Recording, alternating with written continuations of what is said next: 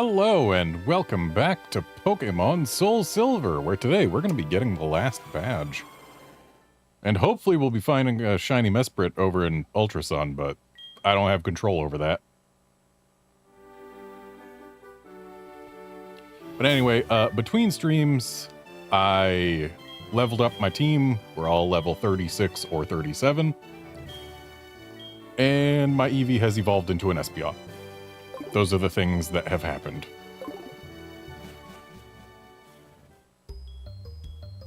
And now we go to the ice path, where I see you, little swinub.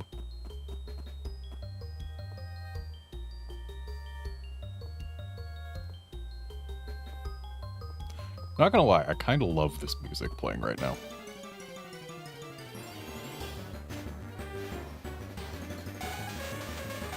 I do not love that.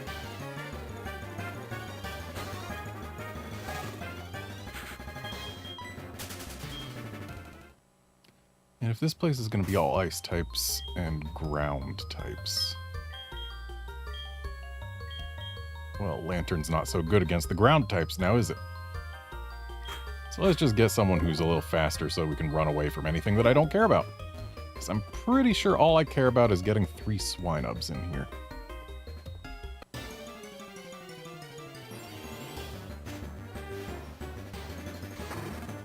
There's one. Need to get at least one of each gender, and then a third to not evolve.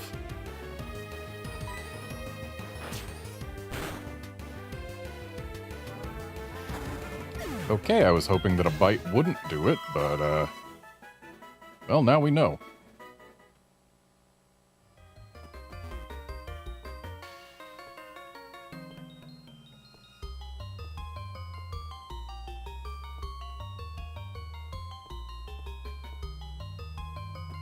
Just felt my way through that ice puzzle. Okay, so for here... we go like that. Oh. That is a useful HM to have.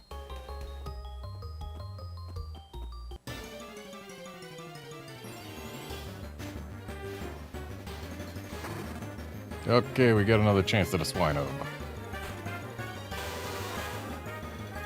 So Bite is too much, which means everything Crobat can do is too much.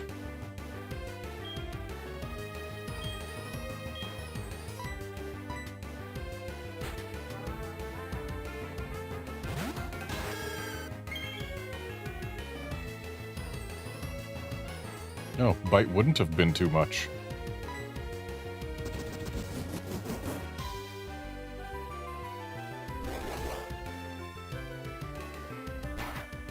Incidentally, between streams while I was leveling my Pokemon, I was also going around and catching all of the things that I needed and could get. And while I was trying to complete my unknown alphabet, I got 25 of the letters and was trying to find N, the last letter I needed. And I found a shiny P before I found an N. So this file has gotten 3 shinies, one of which was guaranteed because Red Gyarados, but whatever. Swinub, the pig Pokemon. If it smells something enticing, it dashes off headlong to find the source of the aroma.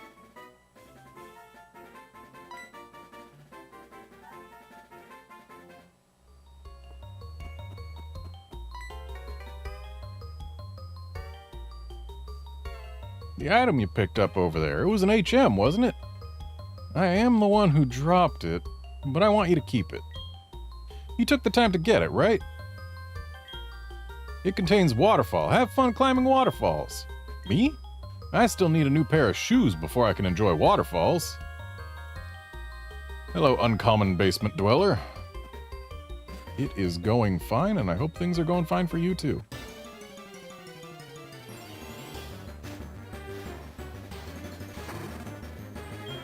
Okay, there's Swinub number 2, and that will complete our collection of both Swinub genders. Please endure. It did not endure.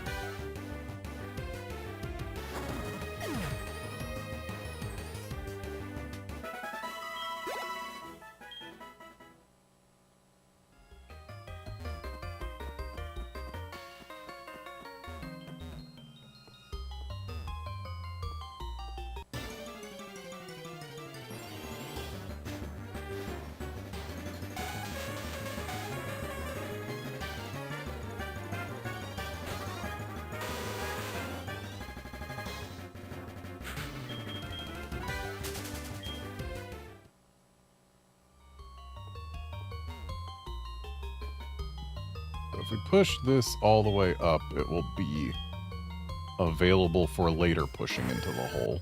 We won't be able to push it straight into the hole. There we go.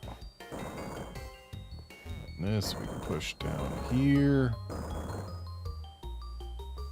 And from there, that's the height we need it at. We can push it over here to right there, and then we can come up here carefully, not pushing it. And push it again, and then in the hole it goes.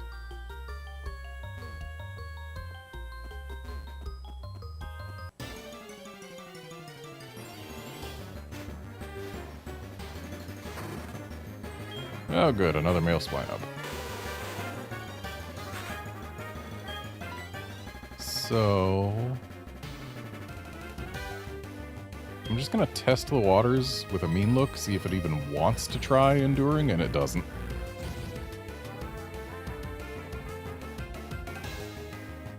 Like, I know this thing isn't going to run away. I was just making sure, because if a Pokemon can endure, it usually likes to use endure a lot. Like, as we saw with the last Swinub, it used endure twice in a row. But then again, I think wild Pokemon just randomly select their moves, so it probably doesn't even matter. Uncommon Basement Dweller, in terms of move learnability, the best Pokemon to use for HMs really varies by game. Lantern actually learns at least 4. And like, if you're playing through Omega Ruby and Alpha Sapphire, it's like you grab yourself a Sharpedo for half of the HMs and then some other thing that I forget what it was for the other half. I don't know off the top of my head what the best choice is here in Heart Gold, Soul Silver. I know in Diamond and Pearl, basically everyone used, like, Bibarel and Staraptor for their HMs. Because I think you get them all just between those two.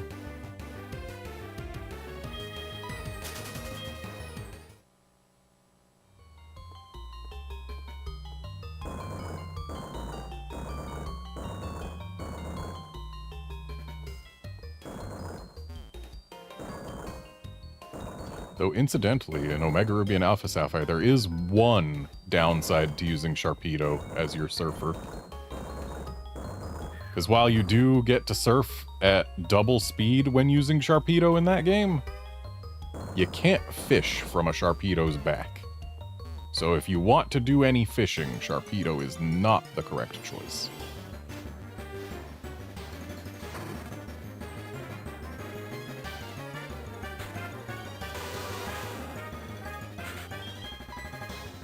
So I caught the last male Swinub, yeah? So yeah, let's just try throwing a ball and hope it works. Did not work.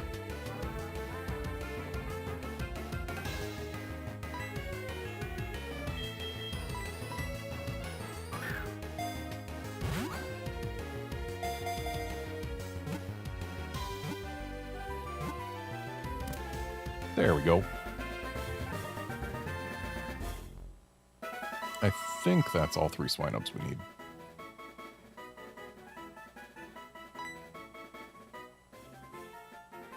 And unfortunately, with Lantern being a great HM user in these games, it's a pretty decent Pokemon if you don't load it up with HMs. So while I could have it with, like, Surf, Whirlpool, Waterfall, and Flash, and thus cover 4 HMs right there, I'd lose out on my Lantern being, you know, actually good and having Thunderbolt.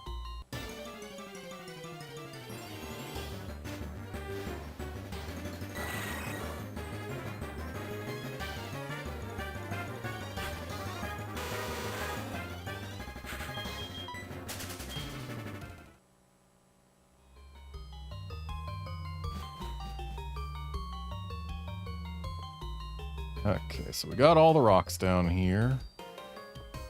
Now let's take a look around, see where we want to start sliding from. Maybe right here. Okay, we want to hit this icicle from the right side in order to get that item.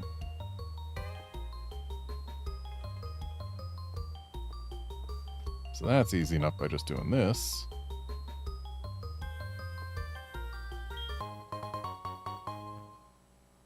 That's just a max potion.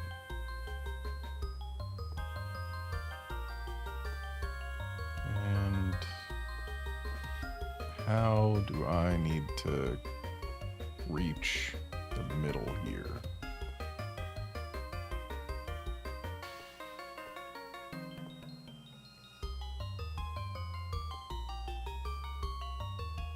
So if we go here and then go down, that makes us hit this, and then we go like this, and we're there.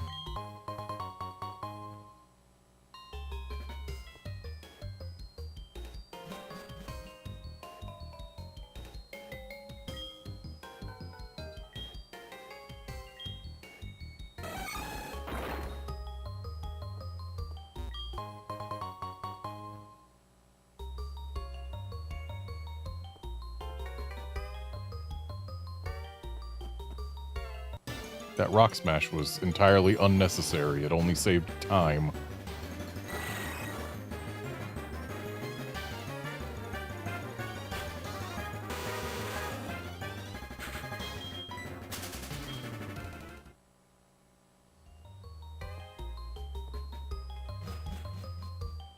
Careful there, Basement Dweller. While water is the most common Pokemon type, the majority of Pokemon are not water type.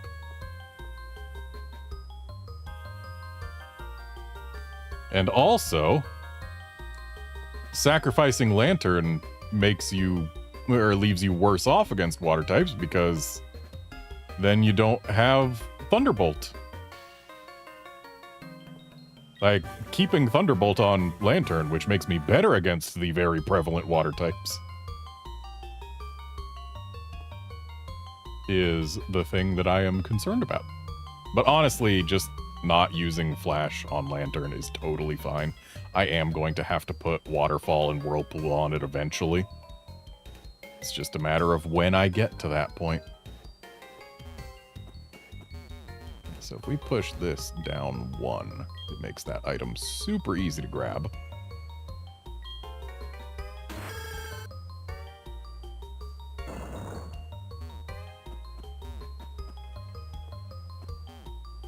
Behold, item grabbed.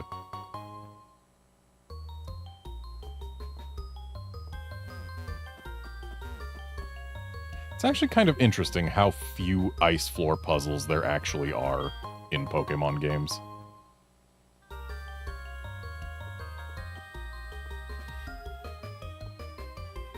And what is a kimono girl doing here? And question 2, how did she stop there? She's not contacting any wall or rock or anything, yet she's at a complete stop. Do kimono girls get to ignore ice physics? Me oh my, is that you, Garnet? Fancy meeting you here. To tell the truth, my sandals are frozen on the ice and I am stuck here. In other words, my flip-flops are quick frozen with the ground. Laughter noise. Well, it's no laughing matter. Would you push my back? Shove. You really are kind. Thank you so much. Okay, but now I want to get that item. And how am I to do that? I think I'm supposed to come from below to get it. Or no, because coming from below puts me here.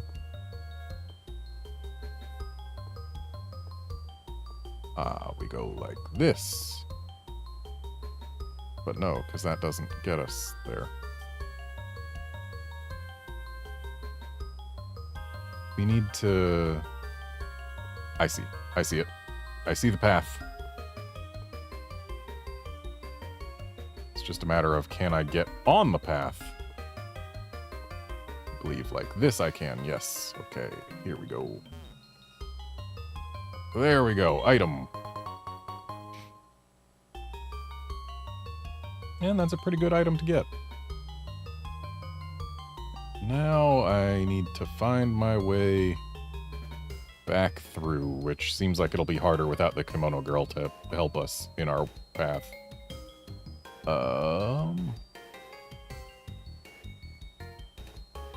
If we go like so... That doesn't help us. Gets us back to the start. Oh, there we go. Made it.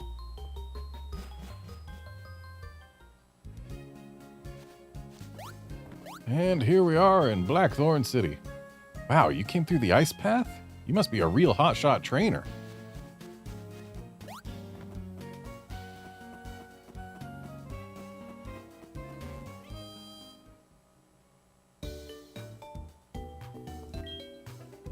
Deep inside, far off Indigo Plateau is the Pokémon League. I hear the best trainers gather there from around the country.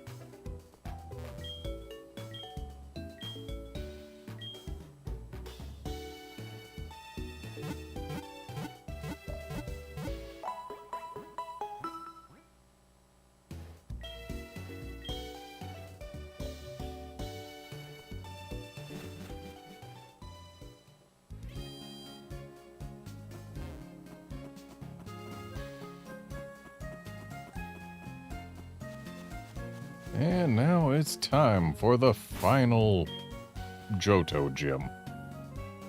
It's actually not going to be the last gym badge we get in this file, but it'll be the last one we get in Johto.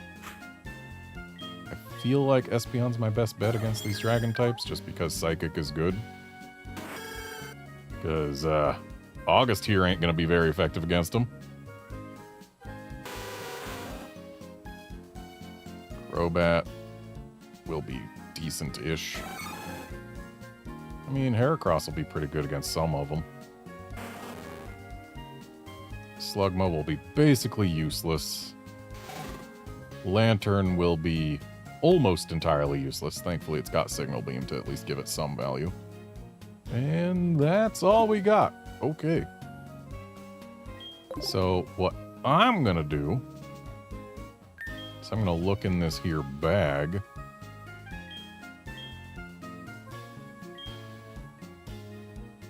And we've only got 2 PP ups.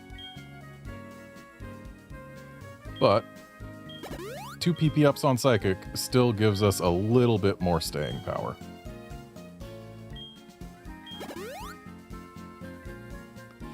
Yeah, Basement Dweller, Heart Gold and SoulSilver are quite expensive. I'm lucky that I still have my original Heart Gold, and this copy of SoulSilver I got for cheaper than that.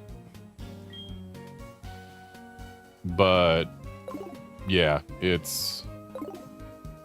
expensive games, especially if you want to get them legit with their boxes, and yeah. Though if you don't mind getting the Japanese version, which only displays text in Japanese, but still, they are much cheaper. Japan's used Pokemon game market is not nearly as horrendous as the American one. Yo, champ in the making! The gym has unstable footing. Keep your Pokemon in their Pokeballs. Now, Claire uses the mythical and sacred Dragon-type Pokemon. You can't damage them very easily. But you know, they're supposed to be weak against Ice-type moves.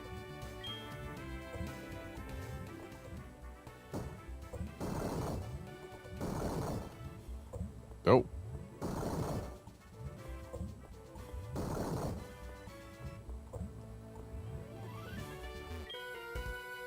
Your first battle against dragons? I'll show you how tough they are. I think I've had a battle against a Dratini before, but okay.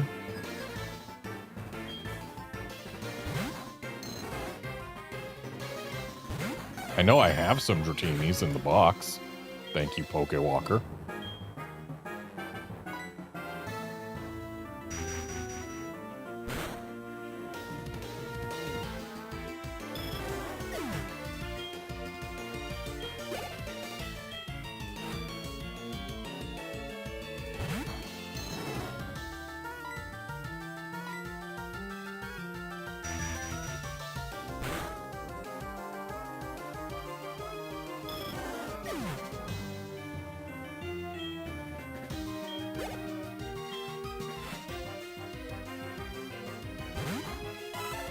Excuse you, that's not a dragon. It can become one, but it is not one.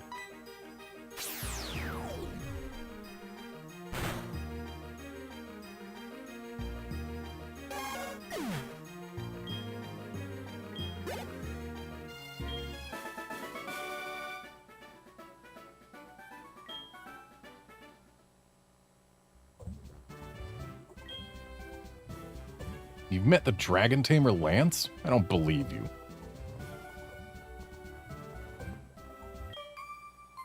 Dragons are sacred Pokemon. They are full of life energy.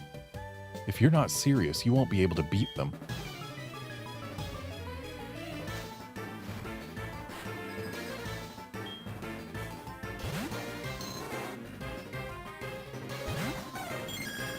You know, if a Psybeam was enough for a Seadra, I bet it's enough for a Dratini.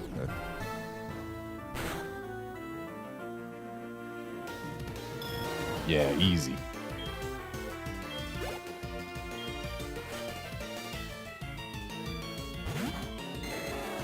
My initial plan was to level the whole party up to 40, but then I looked at the levels of this gym and decided 36 should be enough. Which is why I stopped there prior to this stream. Ooh, Psychic wasn't enough for Dragonair. Do I have Quick Attack still? No, I got rid of it.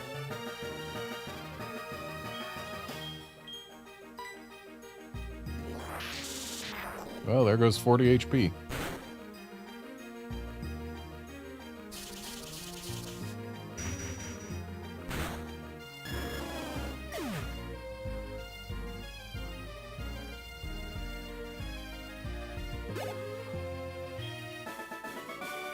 Yeah, Basement Dweller, the Japanese game market is surprisingly cheap. And that makes it really useful for games that are on non-region locked platforms and that have language settings available. I mean, heck, the 3DS Pokemon games, if you want to grab a Japanese copy and have a 3DS that can play them, I mean, the 3DS is a region-locked platform, but if you have a 3DS that can play them, the Japanese versions are definitely the way to go for 3DS Pokemon games, because you can save a lot of money, and all you lose out on is having English on the box art.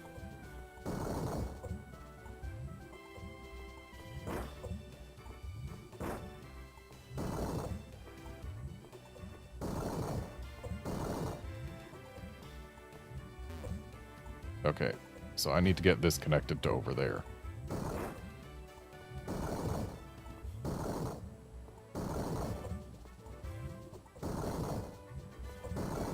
Whoops. There we go. Of course, if you have a 3DS, you can make it able to play Japanese games. The 3DS is quite moddable without too much effort. It's not as if we all use Dragon-type Pokemon. It's about more than that. We're interested in strong Pokemon. That's my theme. Alright, let's see your strong Pokemon, sir.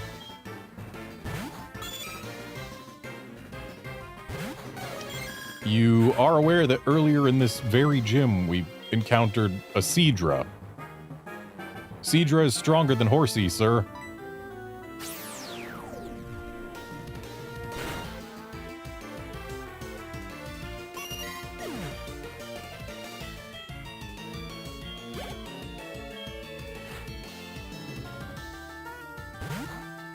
Oh, look, you even have a Seadra. Mr. Oh, we're not all about dragon types has two Pokemon that at their final evolution will be dragon types.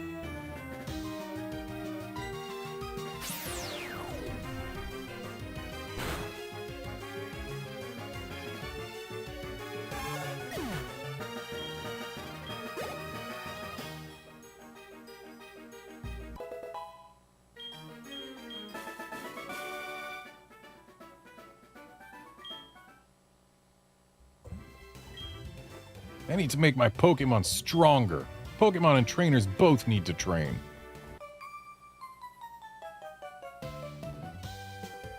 I've been training hard with Claire. There's no way I can lose.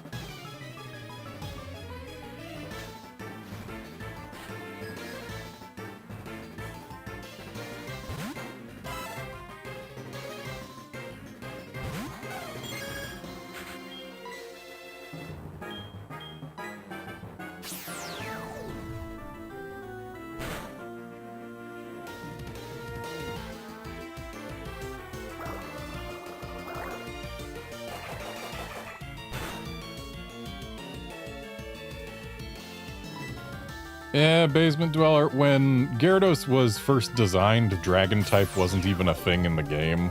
So, like, that's the reason it's Water Flying instead of Water Dragon.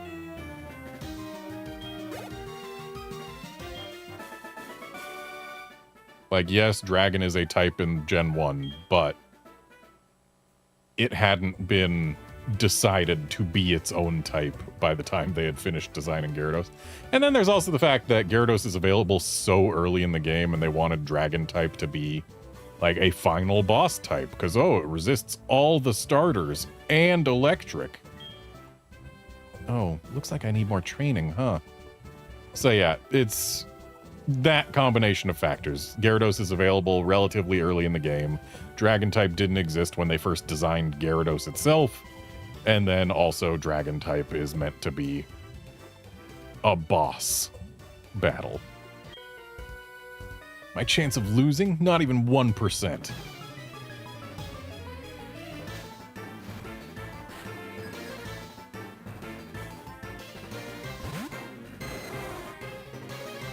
I'm sorry, but if you think one level 38 Dragonair can beat an entire party of level 36 plus Pokemon, reevaluate your chances.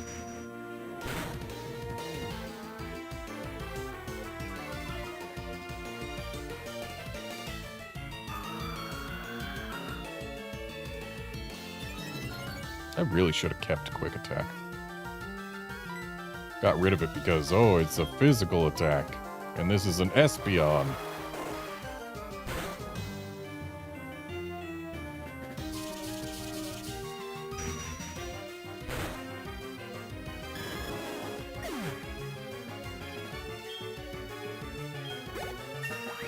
Legit, the weirdest part about Gyarados' typing is that Mega Gyarados became Dark Water instead of Dragon Water.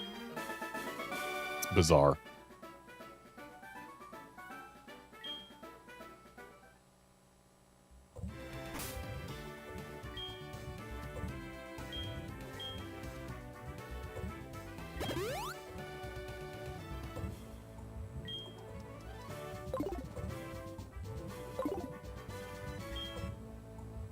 I know my shortcomings now. Thanks for showing me. Yeah, Psychics in Gen 1 are overpowered, yes. Though it is worth noting that their being overpowered is more a result of offense than defense. Like, yeah, they don't have a lot of weaknesses, but they also hardly resist anything.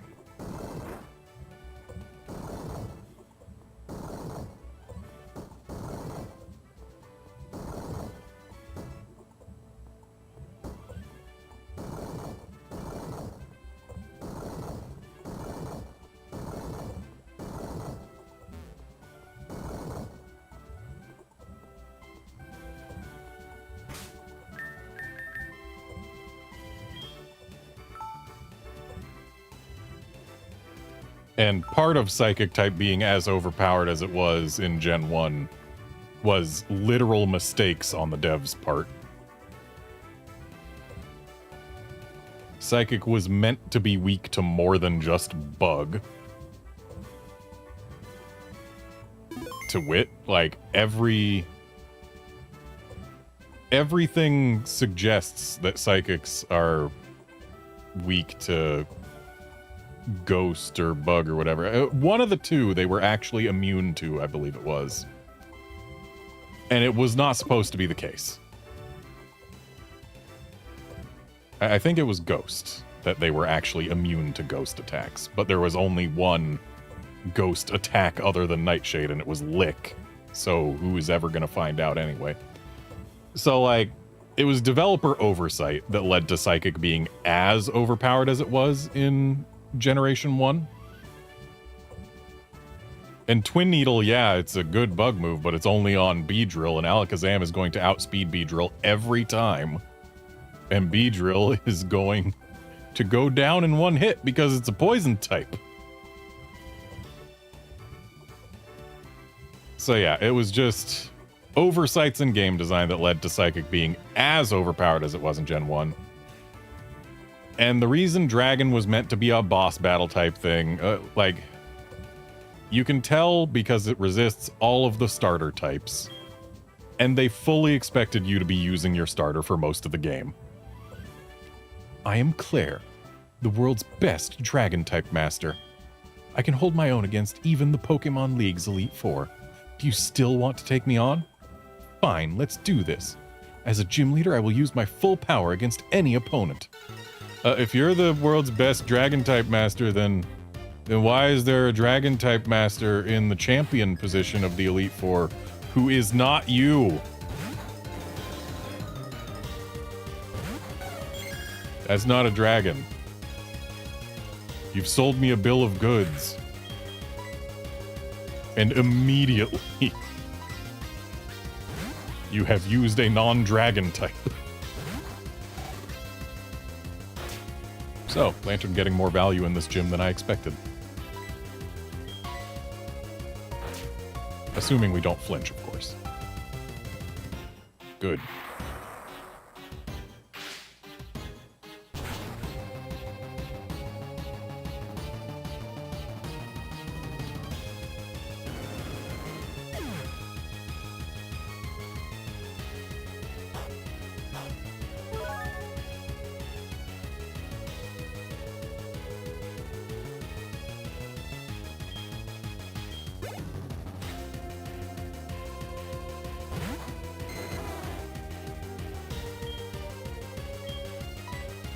So, we're probably not going to get any more value out of Thunderbolt in this gym. Let's see how Signal Beam does on this thing. Oh, thanks for the free heal with Thunder Wave.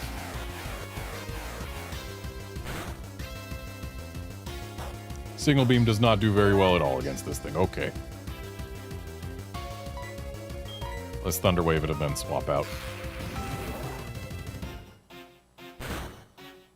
Yeah, actually, I think when they first designed Gyarados in Gen 1, that might have been back when the bird type was still a thing. Okay, it's got Shed Skin. Of course it's got Shed Skin. And of course Shed Skin kicked in immediately. Yeah, I think the bird type was still a thing when they created Gyarados. And that's why it's flying type, because, oh, flying is better than bird or whatever. Yeah, Herbatron, I knew that Dragonair got Shed Skin, it's just Shed Skin doesn't kick in all the time. It's a chance to cure stuff. So I was really hoping it would stay paralyzed at least for the one turn, but I was not so lucky. And now we get Thunder Waved, oh boy. Well, at least it's paralyzed too. Oh, but it got Shed Skin again. Because of course it did. And she's using a Hyper Potion. Alright.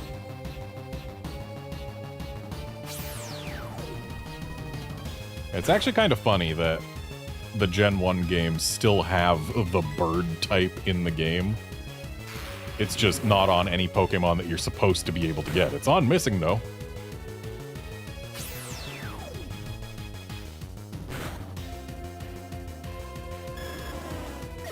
Just imagine if bird type was still a thing. Not flying type. Bird type.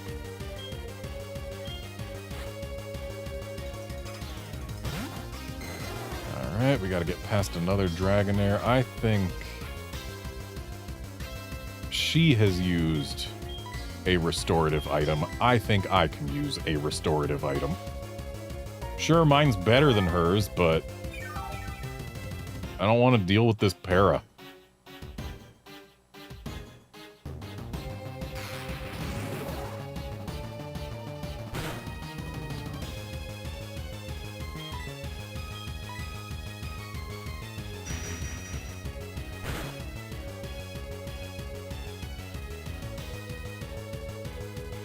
And we got another para, of course. Of course! Will you shed skin out of this para immediately, too? Of course you will. Oh, interesting. No heal. Does she only have the one, then?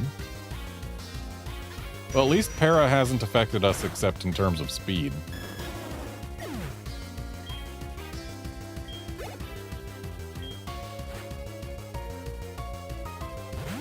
And we got Kingdra in the last slot. One Pokemon left? This is where the real battle begins. Okay, so this Kingdra is 100% going to take us out on its first attack, and it's going to get its first attack off. But if I make a switch, I'll just be throwing away HP on a Pokemon that I probably need more HP on.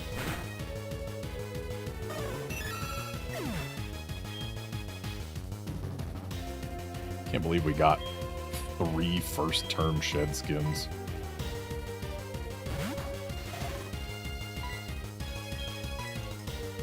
Alright, let's see if we can slow this thing down. Please survive that lantern. Good. Alright, so that thing doesn't have shed skin. Might have Swift Swim, but whatever. We can do neutral damage with Thunderbolt, and then we've still got 4 other Pokemon in back.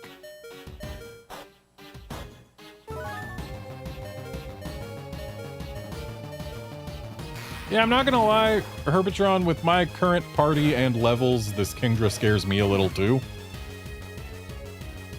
But I do not doubt that I'll be able to get rid of it. Between August and Heracross here, I think we've got a decent chance. And Crobat isn't terrible against it. Like, August isn't amazing against it either, but, like, hey. How many chances does August actually get to contribute in this game? The answer is not many. There's a reason I wanted anything other than the Chikorita to end up shiny, but we take the shinies we get.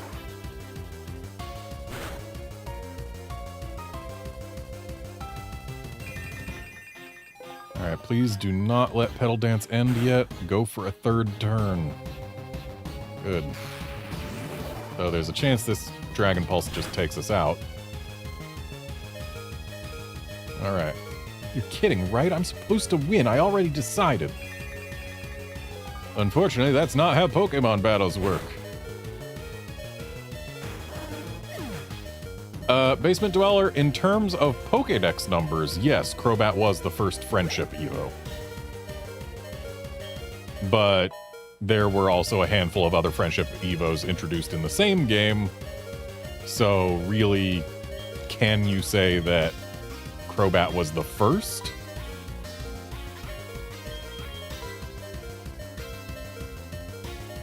Okay, I kind of want Lava Plume. I do have Flamethrower, which is actually way better against single targets.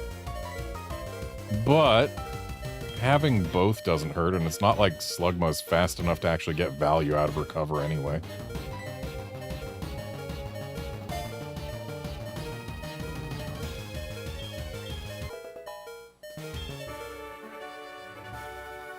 I lost? I don't believe it. There must be some mistake. Oh boy, we get a Mag Cargo.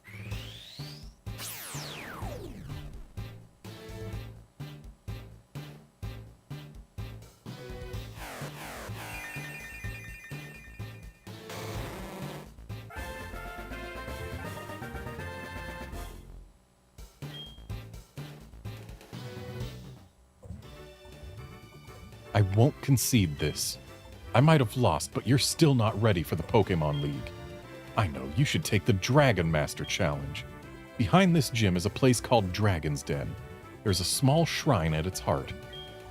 Go there. If you can prove that you've lost your lazy ideals, I will admit you are a trainer worthy of a gym badge. Why are you calling my ideals lazy? Would someone lazy have soft reset a whole bunch of times to get a shiny starter and then used a freaking Chikorita for the entire run so far? Oh, hey, good afternoon. What's up? This is Tiffany. My Clefairy's adorable, don't you think so? I always sleep next to it. It's so fluffy and warm. Oh, and we had to battle a wild Flaffy a while ago. My Clefairy came close to fainting. Isn't that awful? I hate those nasty Flaffy. Bye-bye. Not gonna lie, the only reason I pick up the phone is because I'm hoping that one of the people who gives evolution stones is actually calling and will give me an evolution stone. But I don't remember their names.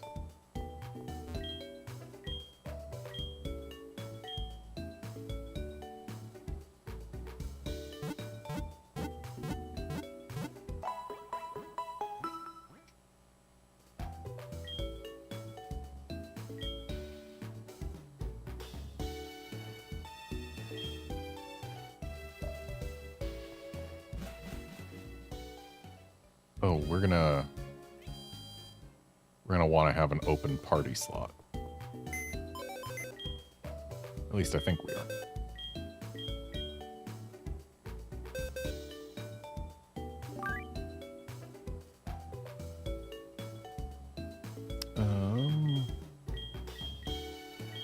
Yeah, you know what? Mag Cargo isn't going to be any use where we're going right now, so it can sit out.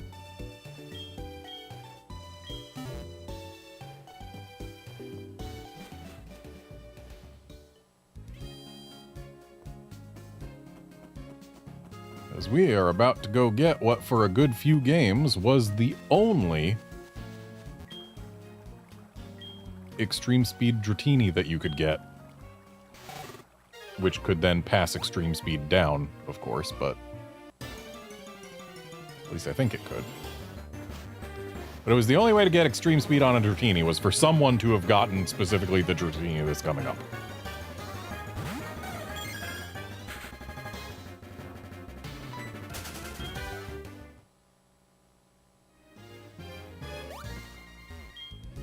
If Claire allows it, her grandfather, our master, will also. You may enter. Hey, look, it's a Dratini. I do like those little splash screens when you load into a new cave or whatever, and how they've always got a Pokemon that you can find there, visible inside. You, how dare you enter uninvited? I was actually specifically told to come here.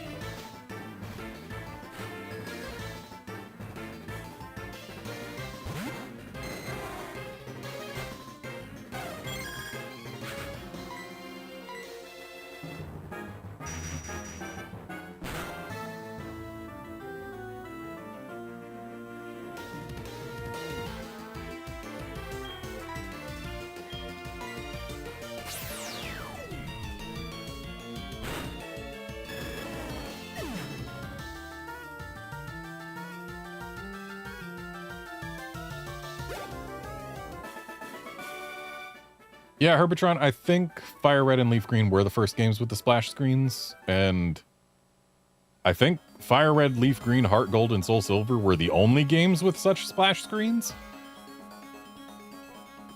But I do like seeing them. Kinda wish more of the 2D games did them.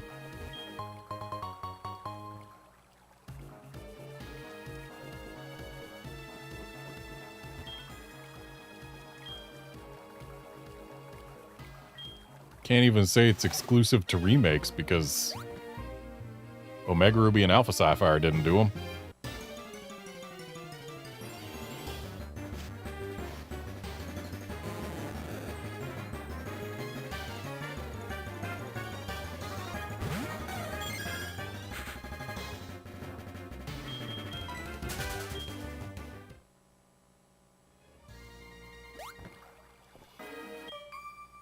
You shouldn't be in here. Why not? I was told to come here.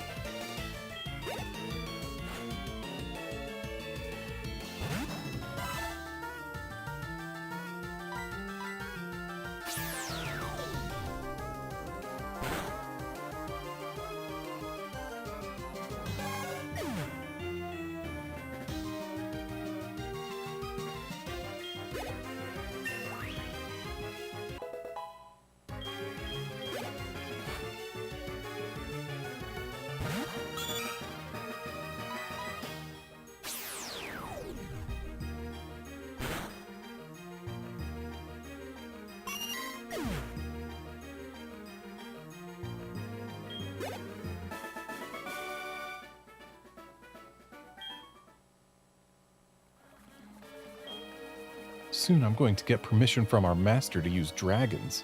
When I do, I'm going to become an admirable dragon tamer and gain our master's approval. I tripped over my tongue in that.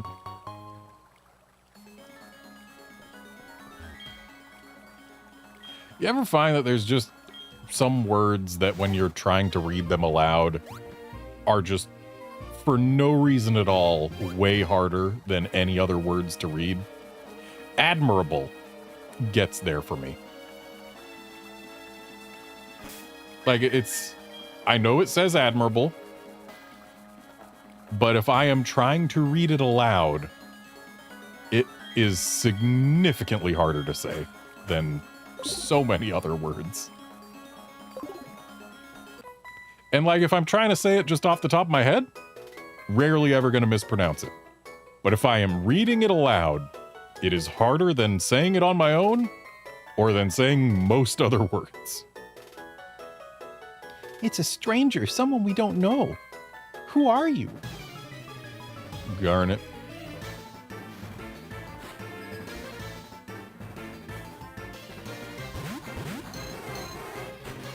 Okay, I was kind of hoping that they were going to have horsies, which is why I put Lantern in the second slot, but whatever.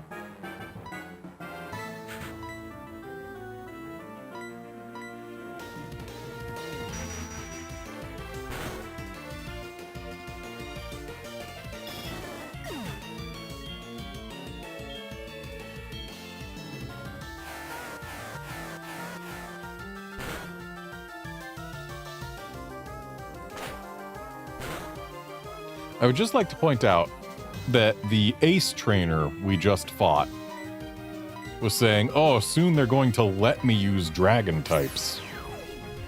And then the very next trainers we've battled are a pair of children who have dragon types.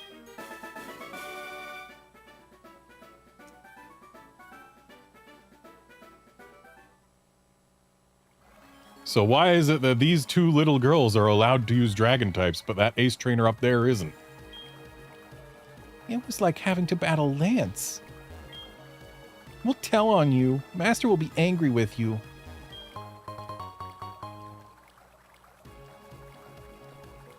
And looks like the time has come to actually teach our Lantern Whirlpool.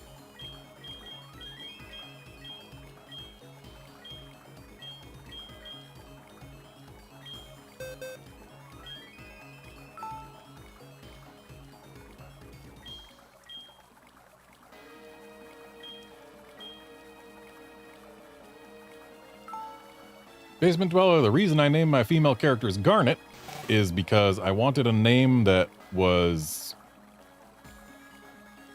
that had red. I needed it to be something that was a red color.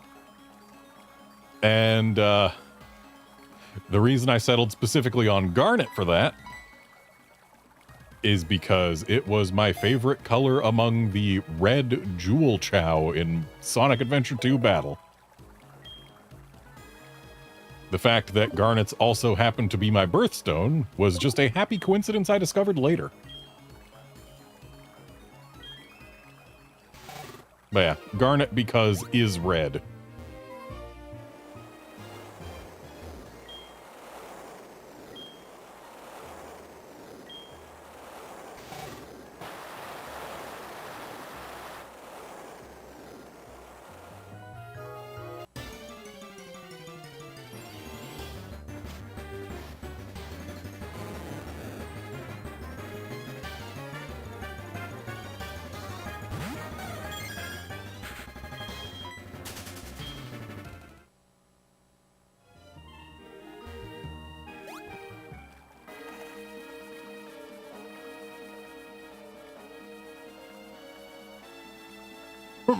Good to see you here.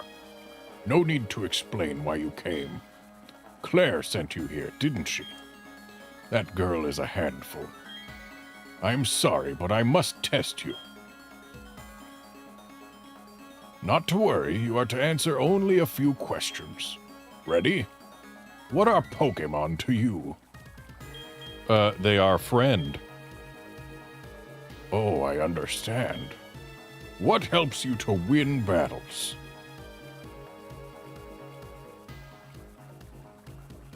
Strategy. Oh, I understand. What kind of trainer do you wish to battle? I'm not picky. Oh, I understand. What is most important for raising Pokémon? It's obviously love. Oh, I understand.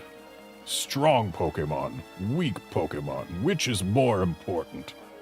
You can't have strong Pokemon without weak Pokemon. You can't have shadow without the sun, etc., etc. So both. I see. You care deeply for Pokémon. Very commendable. That conviction is what is important. Garnet, don't lose that belief. I will see you through at the Pokémon League, or it will see you through at the Pokémon League.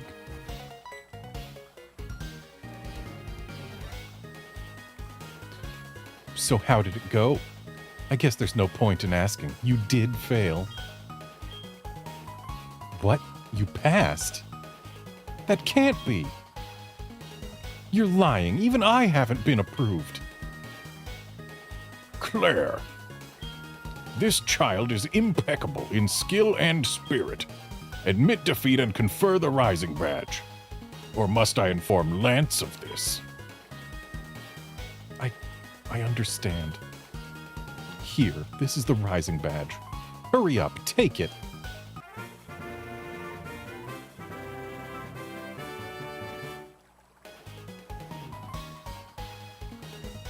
The Rising Badge will enable your Pokémon to use the move for climbing waterfalls. Also, all Pokémon will know you as a trainer and obey your every command without question. Claire, reflect upon what it is that you lack and this child has.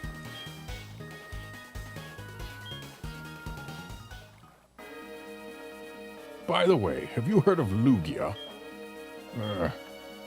Between Olivine and Cianwood are islands called Whirl Islands. There's a huge waterfall deep in the cave there. It is said that Lugia rests in the deep end of the waterfall basin. You need a silver wing to reach the waterfall basin, I've heard. Yeah, I've got that. Oh, well, aren't you supposed to give me a Dratini? It's been quite some time since a trainer has gained our master's rare approval. In fact, not since Master Lance. You know young Master Lance? He looks so much like our master did in his youth. It's in their blood. And yeah, Basement Dweller, the Sonic Adventure 2 battle thing, like, it's not the first reference to a GameCube title in my username. The RedmondStache part. Before I was RedmondStache, I was RedStache. And that was actually born out of text limitations in Mario Kart DS. And named after the one of the rocks in Paper Mario: The Thousand-Year Door. You know, the Stache brothers. So yeah, I was originally RedStache, as in the RedStache brother, and the reason I was red instead of blue is because RedStache could actually fit in full in a Nintendo DS username for Mario Kart DS. Whereas BlueStache, I would have had to drop the E in blue to make it fit. So that's the whole reason that red became my thing. Because I do prefer blues. And then eventually I added Mund in Monster Hunter 3 Ultimate specifically. After one of my friends had complained to me that I used a different name for my character in every game I played, because I did. And it made it hard to tell who was me.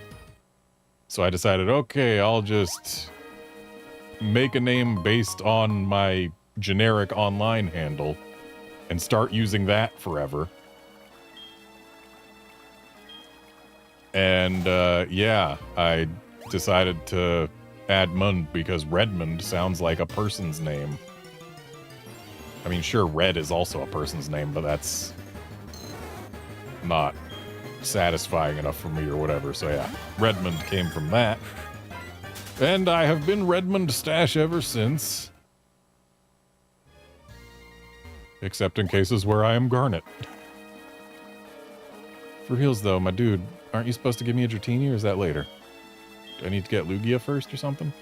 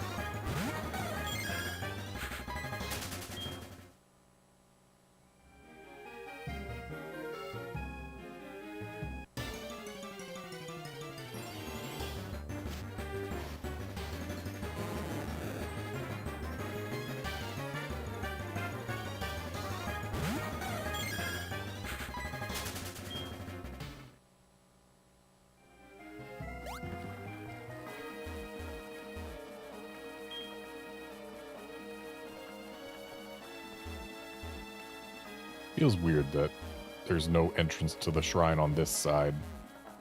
Even though when we're inside the shrine, we can see that there's another room in the back. Like, on this side, from which you would be able to see the heads of some Gyarados sculptures. I feel like we should be able to see those.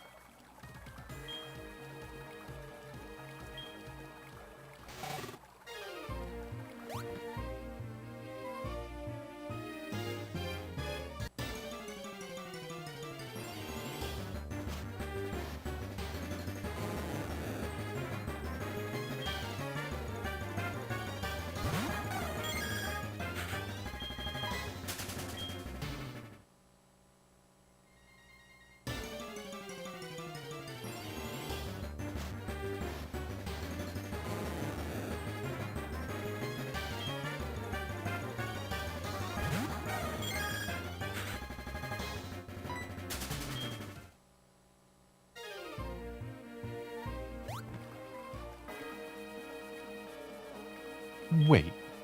I'm sorry about this. Here, take this as my apology. That contains Dragon Pulse. Well, Dragon Pulse is a kind of, never mind. It's a huge energy of some kind. If you don't want it, you don't have to take it. What's the matter? If you're headed to the Pokemon League, go back to Newbark Town and surf along Route 27. Your face is telling me you have some unfinished business. Come on. Whatever you have to face from now, don't you dare give up. If you do, I'll feel even worse about having lost to you. Give it your all.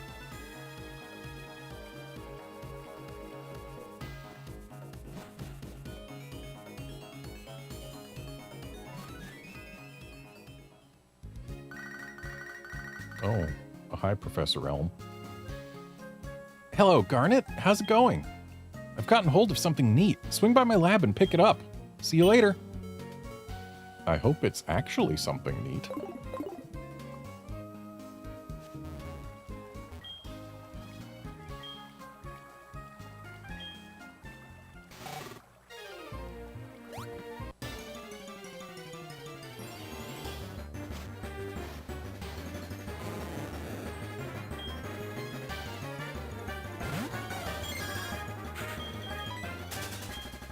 Getting tired of seeing wild Magikarps. Getting real tired of seeing wild Magikarps.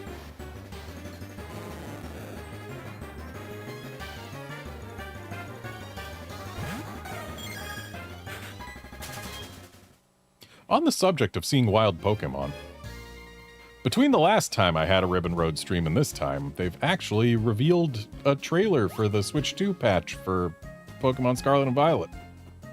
And let me tell you, I'm excited. I was not expecting them to do more than just make it run at a steady 30 FPS. But they made it actually run at 60. And like, they showed off footage from a few areas that lagged really hard in the Switch release. And they were running just fine. And what's more, like, they showed some footage of Casseroya Lake, one of the places that lagged the hardest. Like, fun fact, sandwiches in Pokemon Scarlet and Violet. They've got a 30-minute timer, but that timer is not real time. It's based on number of frames elapsed, so it's however many seconds are in 30 minutes times 30. And once that number of frames has elapsed, the sandwich expires. One time I was shiny hunting in Casseroya Lake, and let me just say that my 30-minute sandwich lasted 42 minutes. So, yeah, that lake lags like hell. But it runs just fine in the Switch 2 patch. And not only that, I counted at least 27 wild Pokemon on screen during that footage. And that's just on screen. We know that in the Switch 1 version of the games, that a maximum of 15 wild Pokemon would spawn at a time, unless one was shiny, in which case it could go up to 60. So they're spawning more than twice as many, well, they're spawning probably twice as many, perhaps more, at a time. Because they didn't, like, swing the camera around to look behind them or anything, so we only saw 27 minimum in front of them. So who knows, maybe more than 30 can spawn at a time, but I'm willing to bet at least 30 can spawn at a time. And I mean, hey, that's gonna make shiny hunting way easier.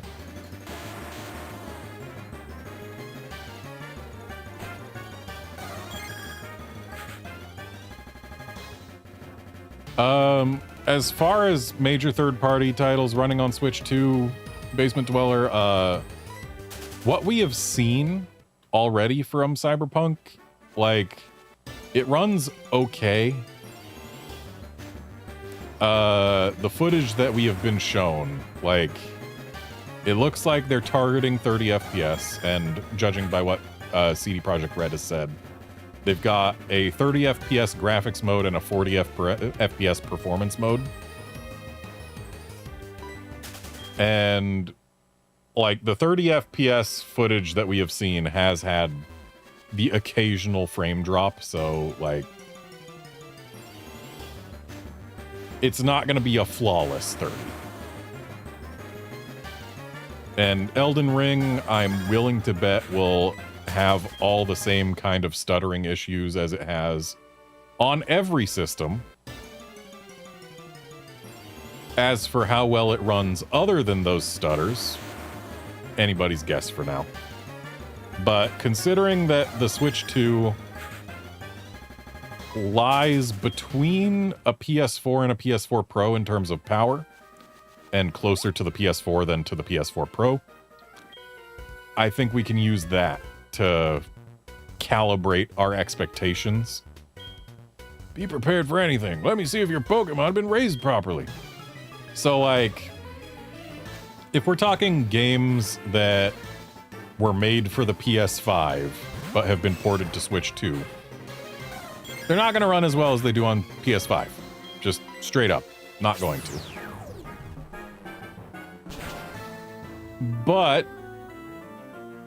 the thing is, like, Switch 2, it's weaker than an Xbox Series S.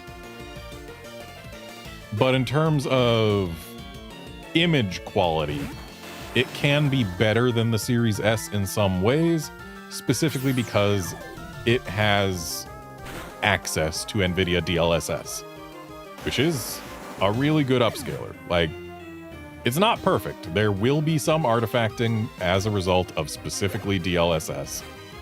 And if you're the type of person who's sensitive to that, you'll notice it. But in general, image quality will be slightly better than Xbox Series S. Slightly.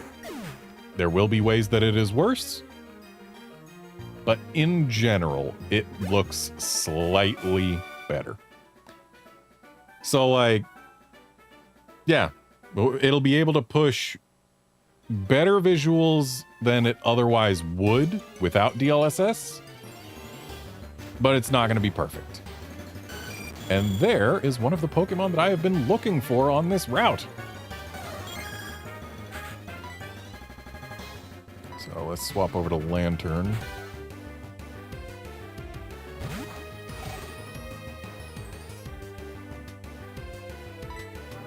Yeah, don't go in expecting that the Switch 2 is going to be on par with a PS5 or an Xbox Series X or anything.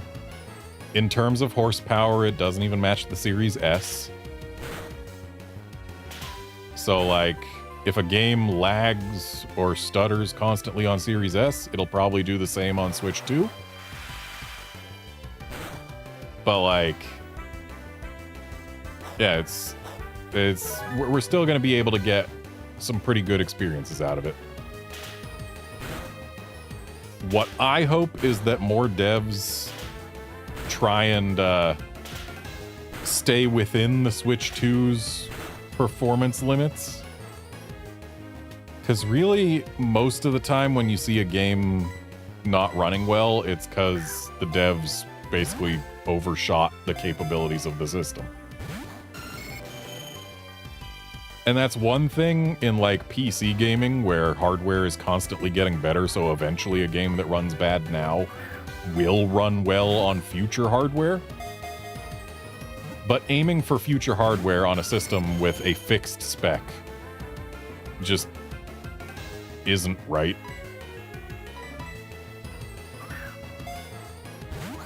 And, like, if you're developing a game that is only ever going to release on the one system, you really need to make sure you target that system's features, you know?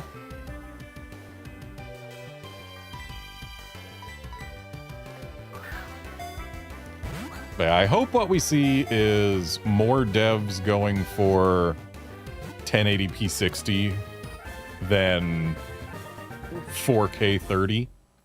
Like, while yes, the Switch 2 can output 4K 60, if your game can't stay at 4K 60, please don't make it output at 4K 60. I want a stable frame rate more than I want a high frame rate. But then again, the fact that the Switch 2's built-in screen is a VRR display, some devs might use that as an excuse to not have stable frame rates. But I hope fewer do, because the Switch 2 can't output VRR to a TV. But anyway, Skarmory, the armor bird Pokemon. After nesting in bramble bushes, the wings of its chicks grow hard from scratches by thorns.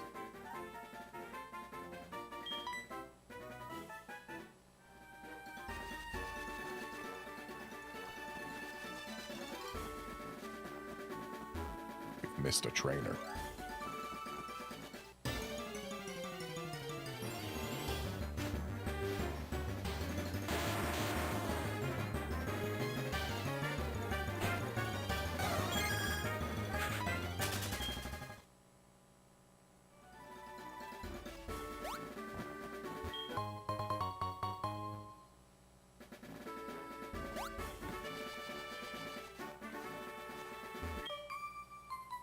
What is your battle strategy? It is foolish to use strong moves indiscriminately.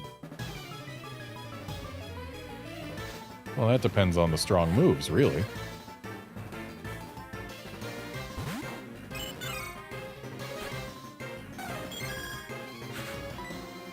Look, I'm using a strong move indiscriminately. Basement Dweller, VRR is variable refresh rate. So, without VRR, which is what, you know, all panels before, like, what, 7, 8 years ago or something?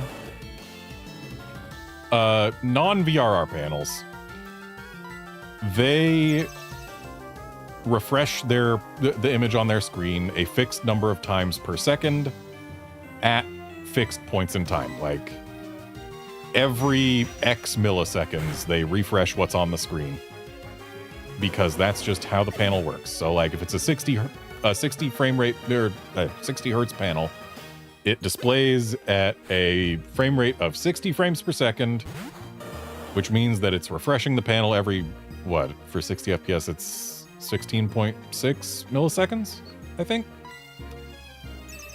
And so every 16.6 milliseconds, it puts something new on screen if it's available, or else displays the same frame if there is nothing new, which can result in stutters if the GPU isn't rendering enough frames or whatever.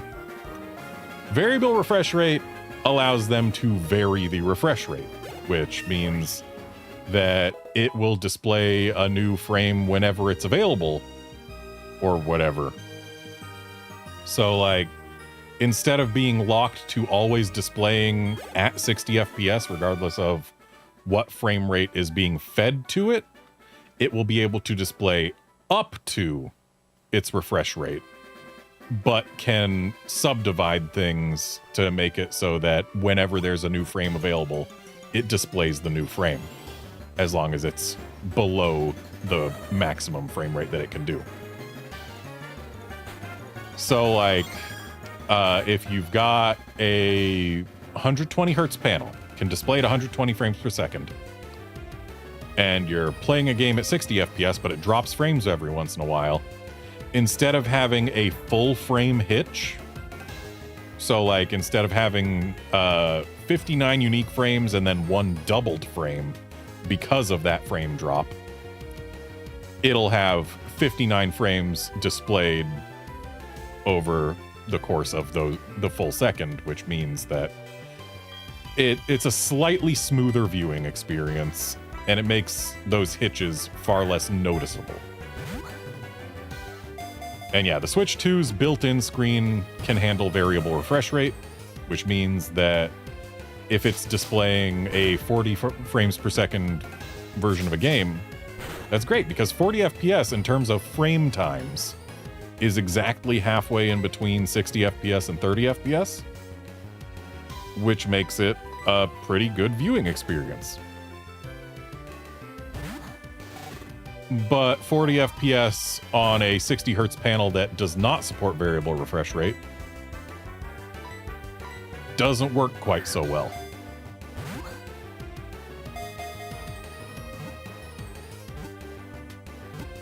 Because 40 does not divide evenly into 60, whereas 30 does.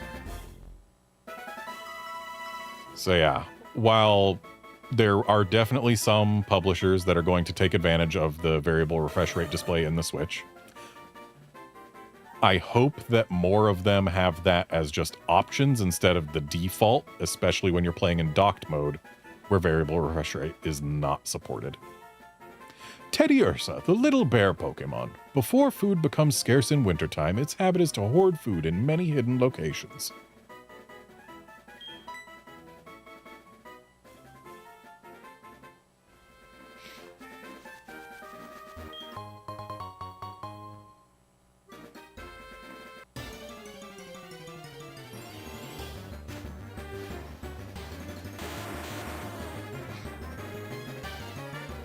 It is theoretically possible that Nintendo could do a firmware update that would enable VRR support for the docked mode.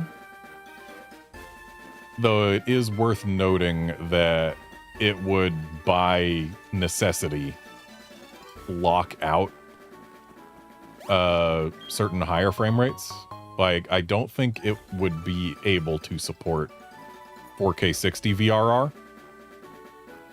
Just in terms of the HDMI standard that they're using. But if you could still do 1080p 60 or 1080p 120 VRR on docked mode, that would still be a dramatic improvement that I would very much appreciate. So hopefully at some point in the Switch 2's life, they do a firmware update that adds that support. It would be very welcome.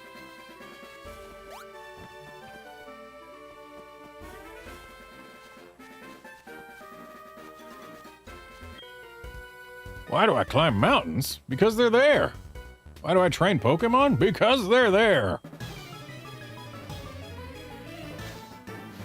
And if they don't do a firmware update, maybe they'll do an updated dock that uses a higher HDMI standard, and that would allow them to do VRR support. There are options for them to add VRR support to docked mode, is what I'm trying to say. And I hope it happens because it will be a dramatically improved experience. Makes it so that if the games don't run perfect, it still at least looks smoother. As long as it stays above 30 FPS. The sweet spot for VRR is really in the between 30 and 60 FPS range, because that's where those frame dips are most noticeable in non-VRR content.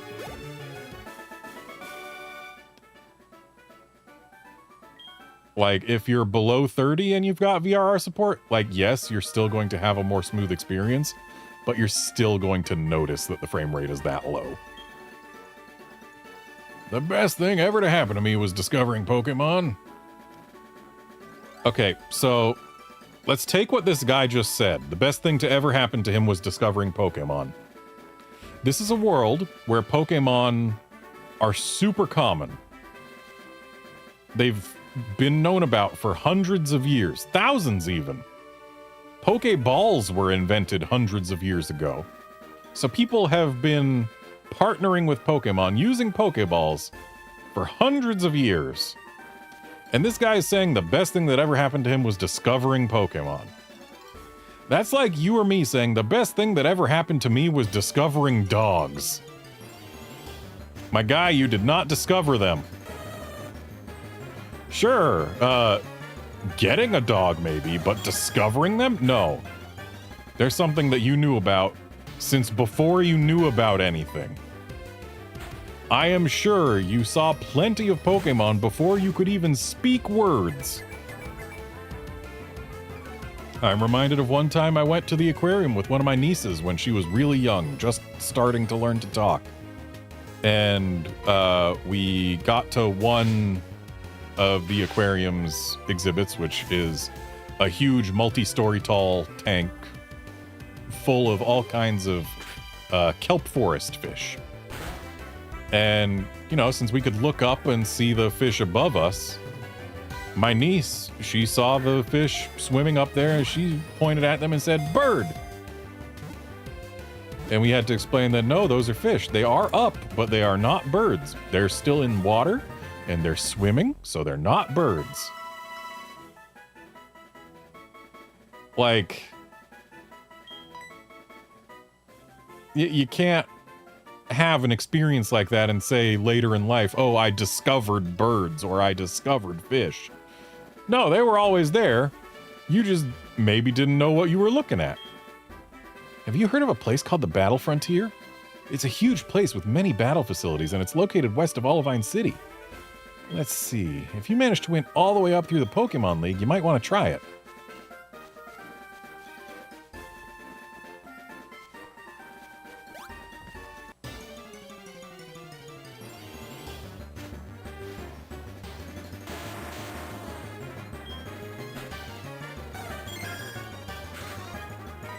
Yeah, this guy effectively said, oh, the best thing that happened in my life was discovering animals. No, the animals were always there. You didn't discover them. You might have learned more about them. You might have started owning some, but you didn't discover animals. I know I ignored 2 entrances to the Dark Cave already, but whatever. I'm raising Pokemon too. Will you battle with me?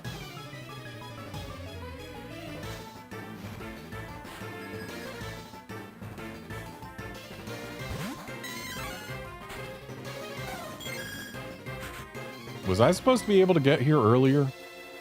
Probably. I probably could have come through the dark cave once I got, like, strength or something and gotten here.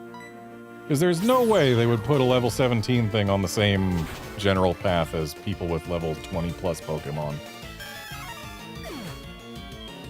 Unless I was supposed to be able to get here earlier. Alright, Basement Dweller, see you later. Thanks for dropping by.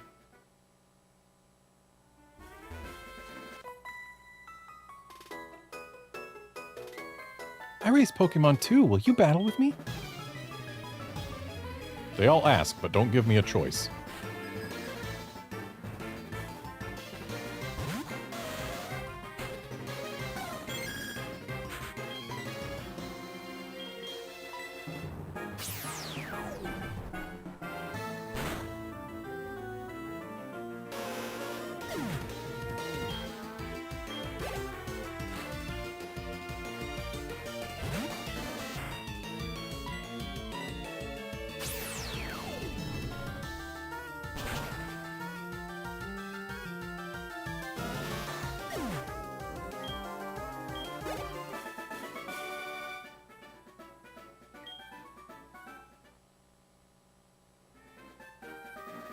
Really made me angry to lose. I'll have to train much harder. Here's my number. I'm Aaron. Don't forget. Want to battle me again? Not really, but I haven't been saying no to anybody, so... I'll remember to call when I want to battle again. I would have laughed if that was her right then. Sup? This is Anthony. How are you? Lately, I've been running across Wild Spearow quite often. They're easily taken care of. All right, then. Be good. I've seen a lot of Spearow, but I beat them easily. Bye! What a phone call.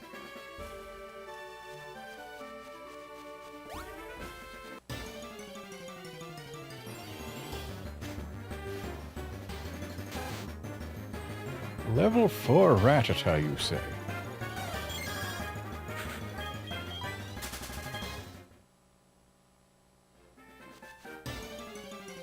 I think this is the part that we could get to, like, right at the very beginning of the game. Oh, I'm the subject of Wild Spearow.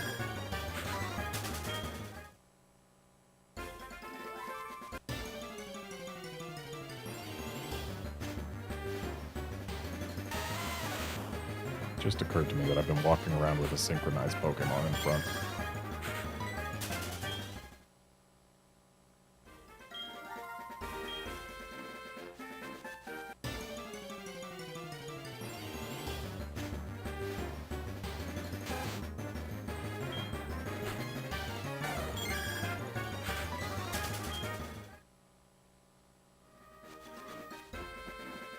Ah, yes, this is indeed the part of this route that we could get to way early on. And since we've made it all the way through, let's save ourselves, like, 2 potential encounters and just fly back.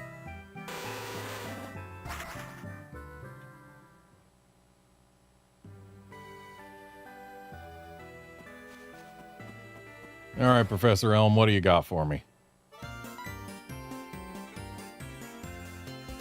Garnet, did you already collect 8 badges? That's so cool. The professor is waiting for you.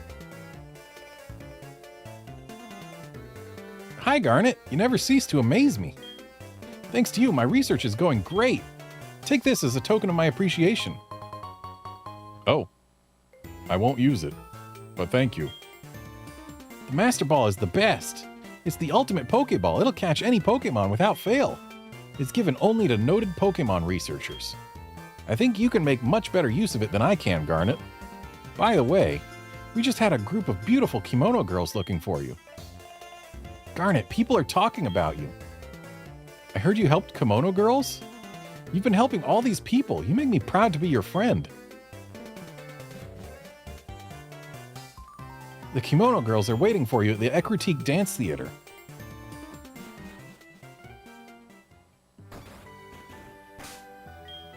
Alright, let's get over there then. Like, sure, I could go for the Pokemon League right now, but I am almost certainly going to wish that my levels were a little higher before I actually tackle that.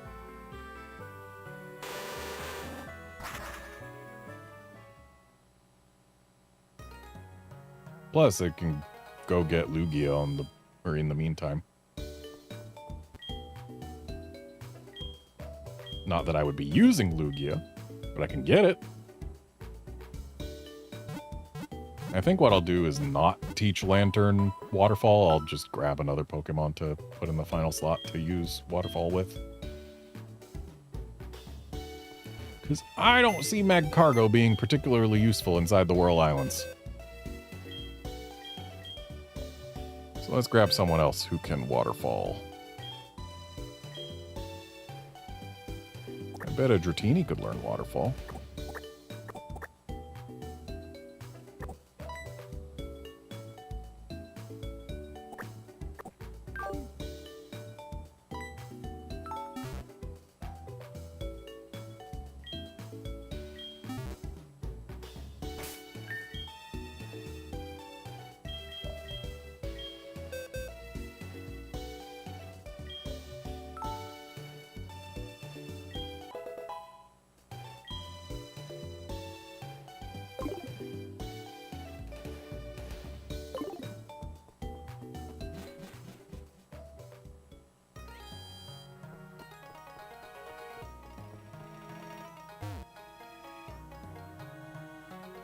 How? How is this possible? How can I lose to mere kimono girls? You were watching me, Garnet. Yeah, that's right. I never thought defeating 5 kimono girls would be so hard. I got beaten to a pulp. You must have come here for the same reason, right? Don't get cocky just because you defeated Team Rocket. These kimono girls are insanely strong. Go ahead, see if you can defeat them. But I'm not going back. I don't want to see you win. Oh, well, at least you, trust me to win, then.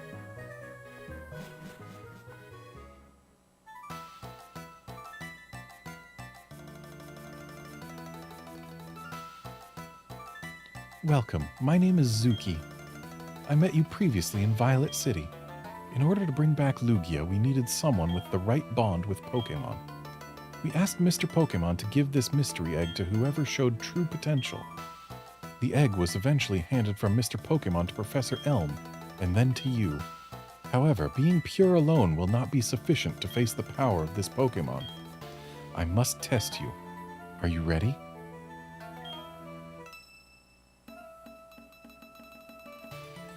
I will test how closely you've bonded with your Pokémon.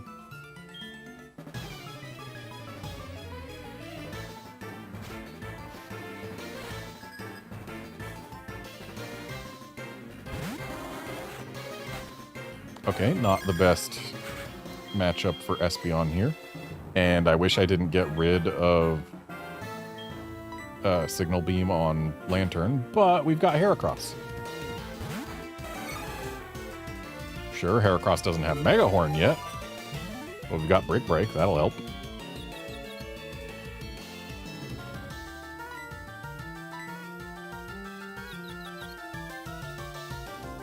Of course it hurt itself.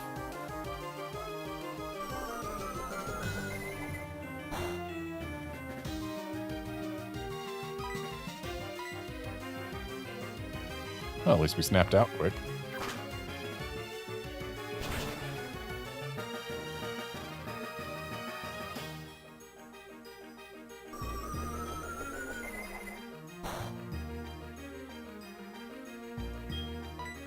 And one more Brick Break does it.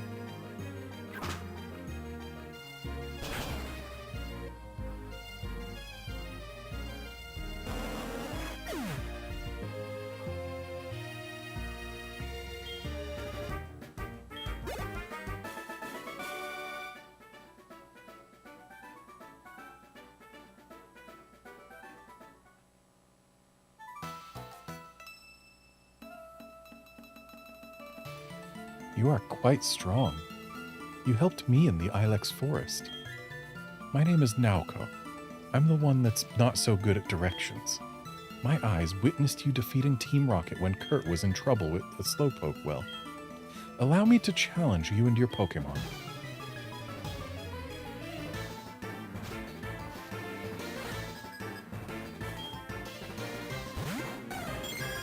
Espeon, also not the greatest matchup for Espeon.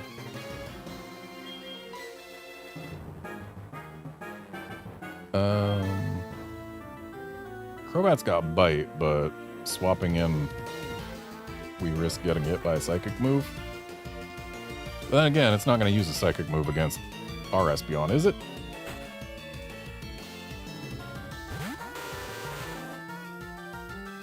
Oh, it sure is. Ouch. Rip Crobat.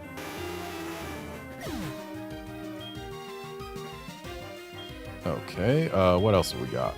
Lantern again. I wish I hadn't got rid of Signal Beam. But I guess let's see if August can be of value.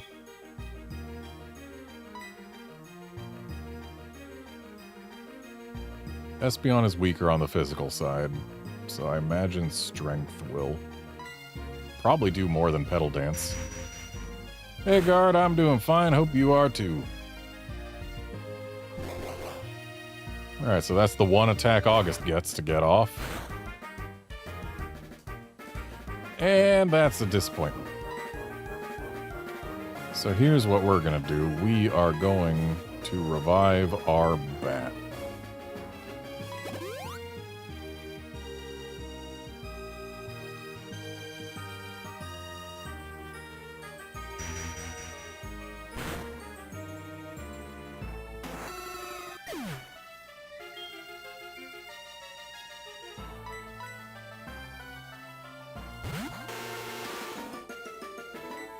And then we are going to cross our fingers for a flinch.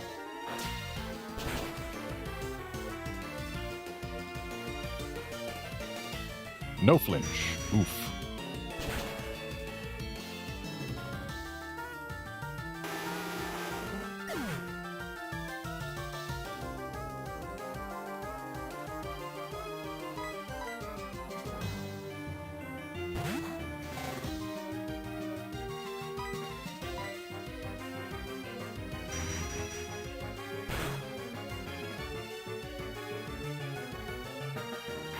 Alright, this Thunderbolt should be the end of this Espeon. There we go.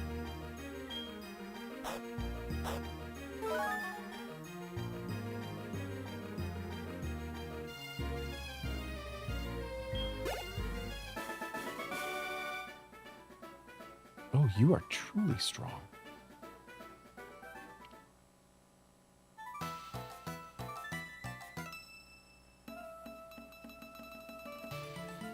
You are quite the trainer. I remember you chasing off that Team Rocket grunt from right here. I must thank you for that, although I am actually a trainer myself. She who knows the most speaks the least. I am Miki, the kimono girl. Allow me to challenge you and your Pokémon. Okay, so we've got a Jolteon, a Vaporeon, and a Flareon left to get through.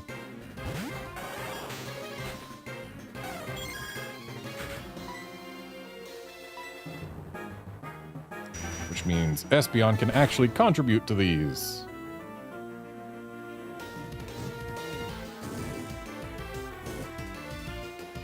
Kinda wish I had Lantern out front, because it could contribute more.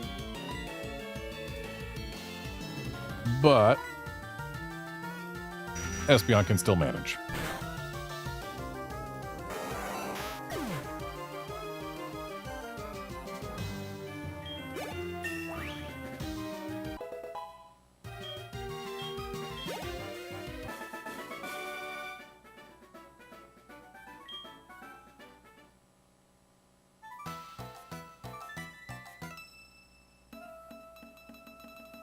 Excellent fighting spirit.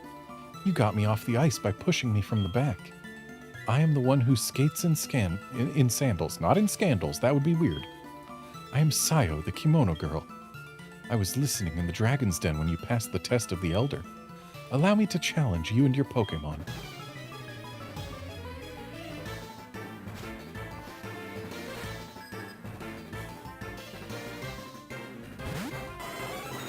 Okay, this Jolteon here is the thing that I'm most worried about. About what's left. Or among what's left. But maybe I shouldn't be.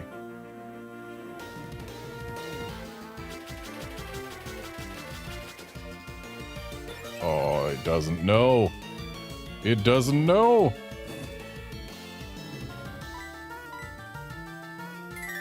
I have Swift.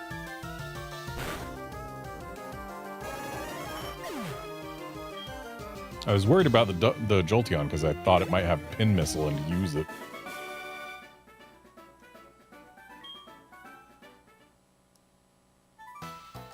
Alright, so Vaporeon's up last. I am the last one. You were so dependable at the Goldenrod Tunnel. I am the one who twirls even underground. I am Kuni, the kimono girl. I looked at you in wonder when you thwarted Team Rocket's mission to take over the radio tower. You must show your strength to me now. Allow me to challenge you and your Pokémon.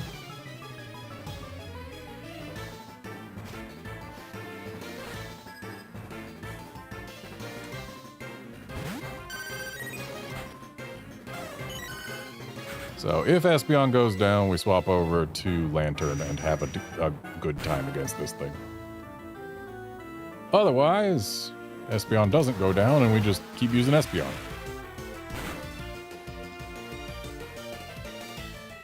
And it looks like Espeon's all we're gonna need.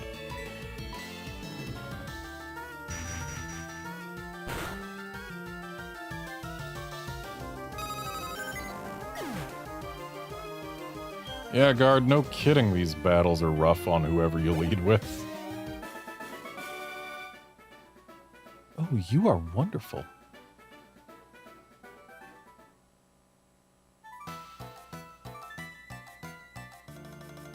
We were not wrong about you. You are indeed worthy of this. Please take it. The tidal bell, you say? Big sisters! I just saw the big shadow of a Pokemon in the Whirl Island's waters. It could be... Garnet, we'll be at the Whirl Islands. See you there.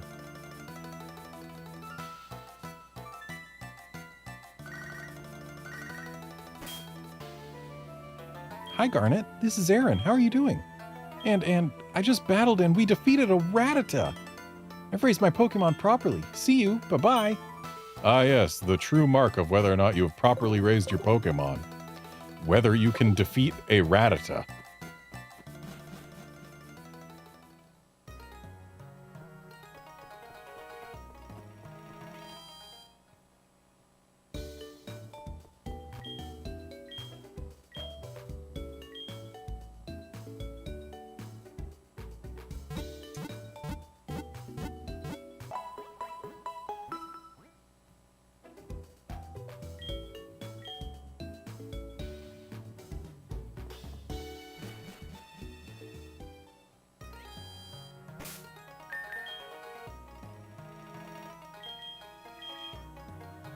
So now, let's go to the Whirl Islands.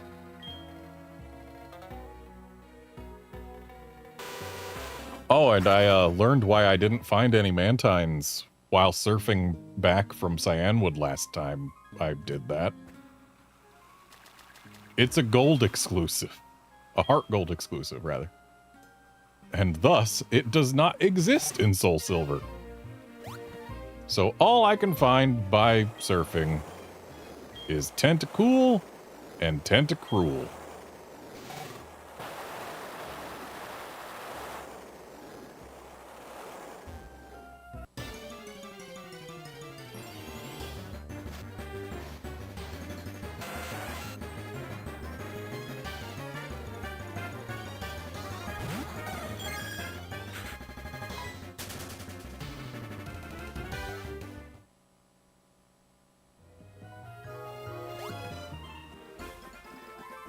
Now, is this the correct island to enter on? I have no idea.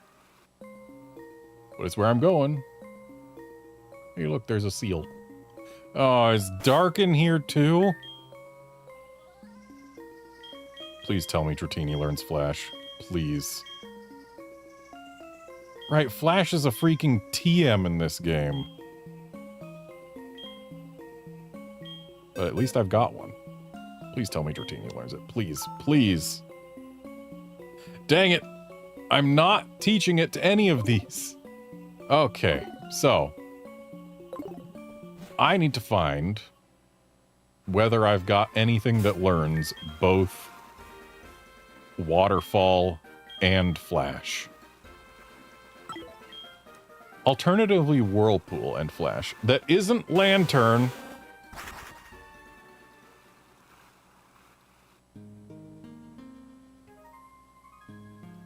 So hang on, I've got to do a little bit of extracurricular research here. Going to this here Gen 4 attack decks. And Waterfall. Let's see. What learns Waterfall?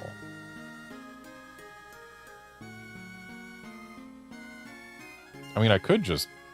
I've got a couple spare Chinchou. I could just grab one of them, couldn't I?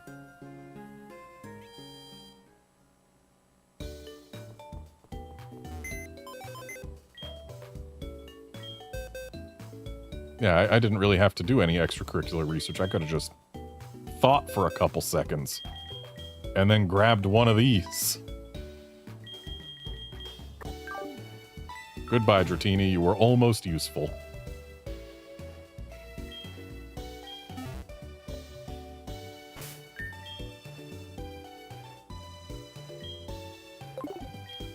Before we teach Flash, let's just make sure that Chinchou learns Waterfall and it doesn't have to evolve first. Okay, good.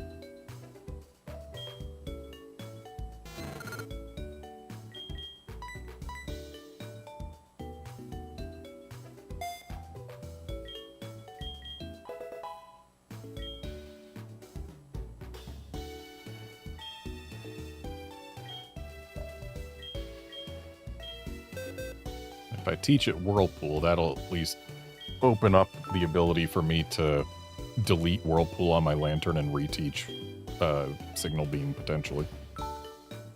Yeah, because Signal Beam was learned via level up, so I just need a heart scale for that. And to find the move relearner guy.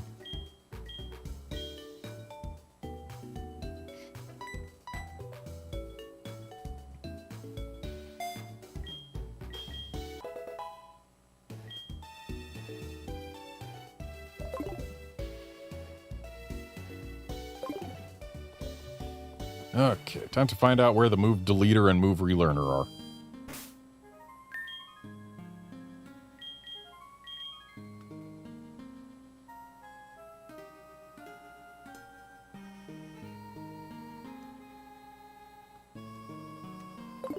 I guess it doesn't show you when you're looking at the map via fly. But if we look via Pokegear, it should say. Or not. So, like, on the top screen right now, or I guess the main screen for you folks, we've got those 4 slots for some kind of information to be displayed. And yet, no information is displayed. Why? Oh, it's so that we can add information. That's interesting, but also kind of lame. I would much rather have it be pre-populated with like, oh, go here for the move deleter.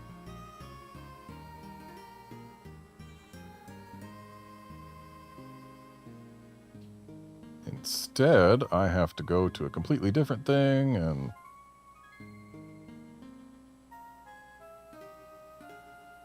see if I can find a list of useful NPCs.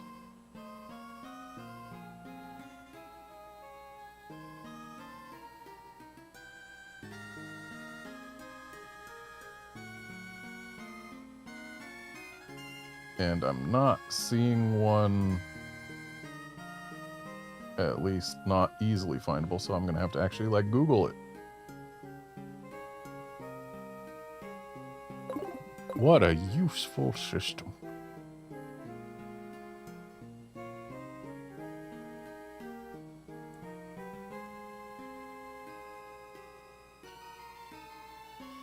Okay, move deleters in Blackthorn.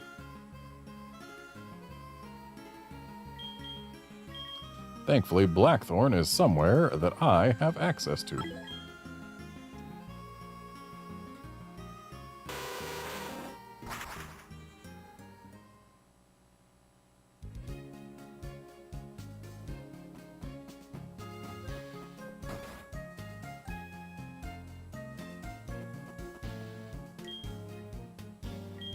Yeah, no, I don't need any ultimate moves or anything. That's not what I'm here for. I'm here not to learn moves, but to forget them.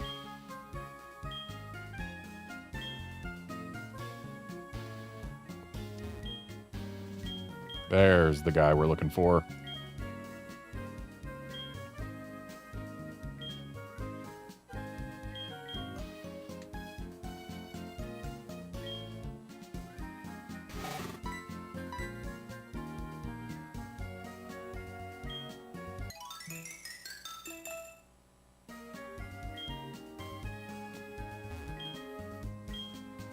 And hey, they put this guy in the same room as the move deleter. That's actually useful. But I don't have a heart scale. It is suddenly less useful.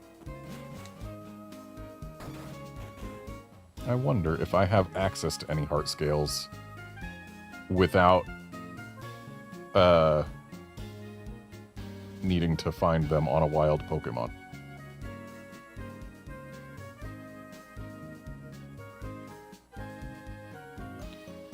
Currently looking that up.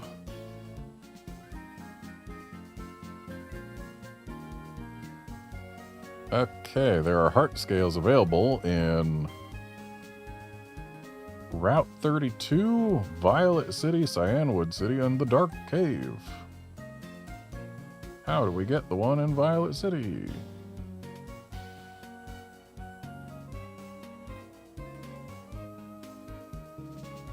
Oh. Rock Smash. So, the one in Route 32 is supposed to be findable via dowsing machine. So I guess that one's our best bet, because that one we don't have to rely on Rock Smash RNG.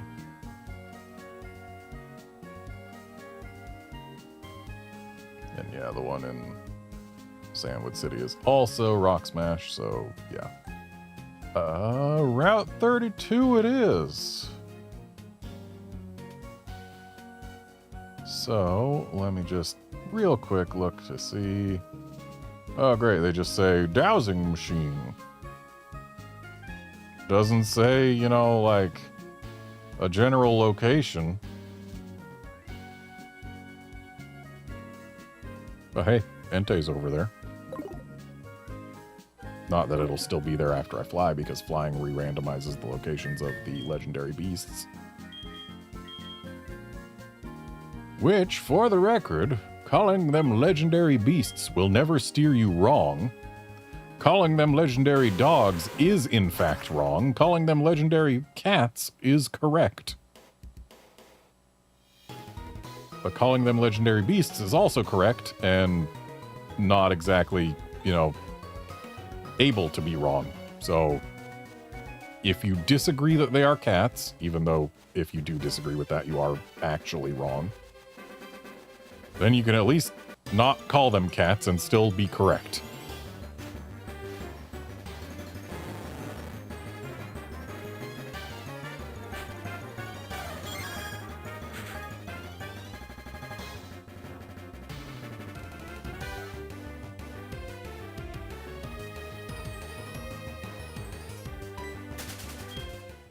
Okay, thank you, Internet. I knew that someone somewhere would have noted down the actual location of the heart scale.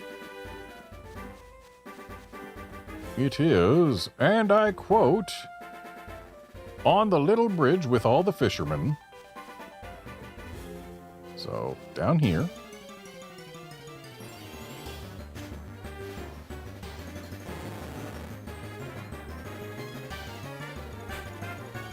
Check the smallest rock near the pillar of the magnet train in the water.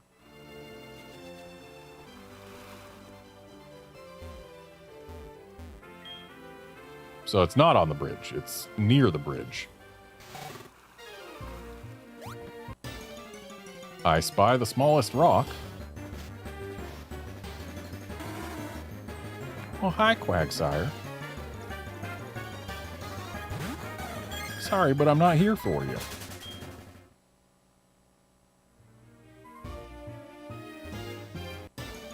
I've checked the rock, but...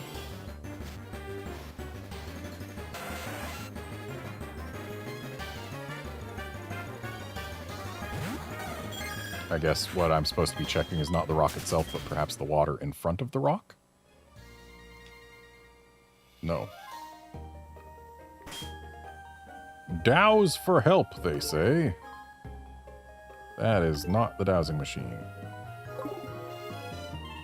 I thought the dowsing machine was a Pokegear feature, but maybe it's not. It is not.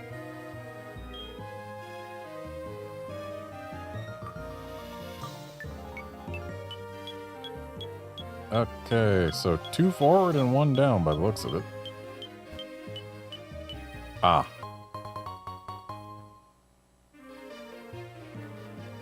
Well, we found it. And now my lantern can get signal beam back.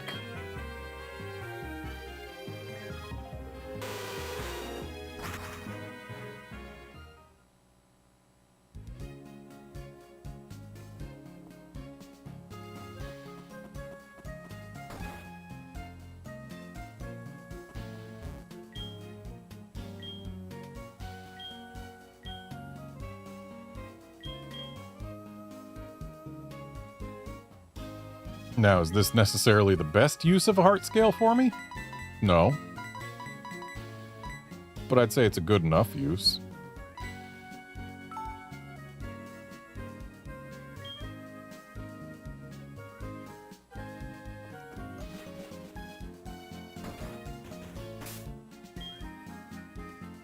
Because now I once again have an additional answer to Psychic and Dark types. And Grass types, kind of. Not that I would want to rely on Lantern for a grass type, for what should be obvious reasons. But still.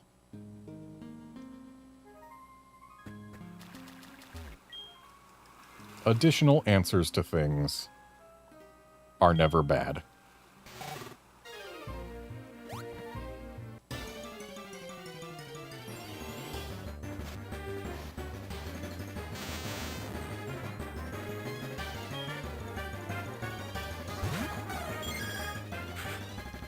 Is a level 17 Tentacruel even worth Psybeaming? Let's find out.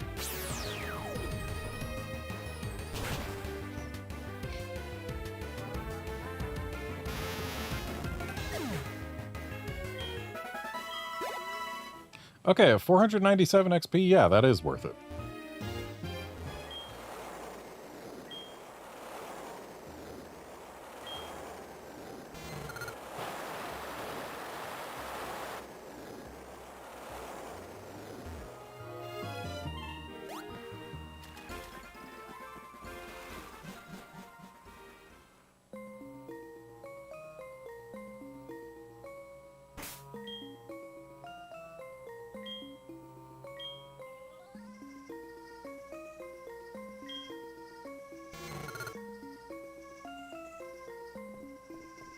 Okay, we've got a way down.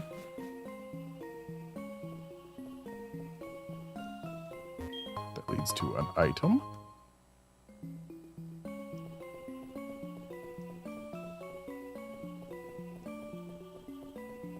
No way to advance over there. Can't get through this boulder over here.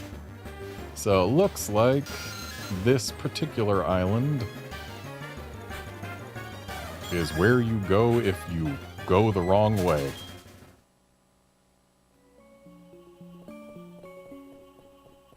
Unless surfing across the water on that first floor could potentially get me somewhere useful.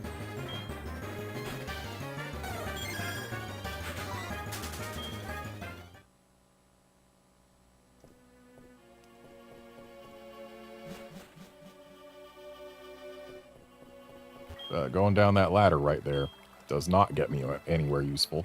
I know that much.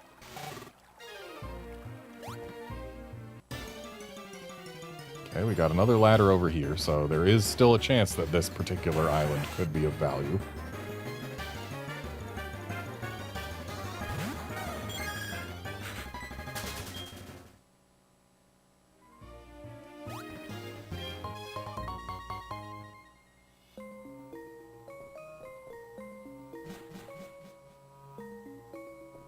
Okay, so this takes us here, which at least gives us access to some more places to explore.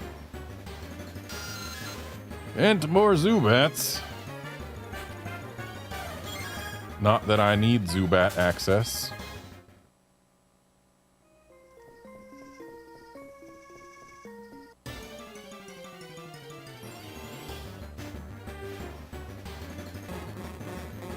I don't really need Krabby access either, if we're being honest. If it's not a Pokemon that was introduced in Johto, I do not care to capture it. Well, if it's not a Pokemon introduced in Johto and does not evolve into one.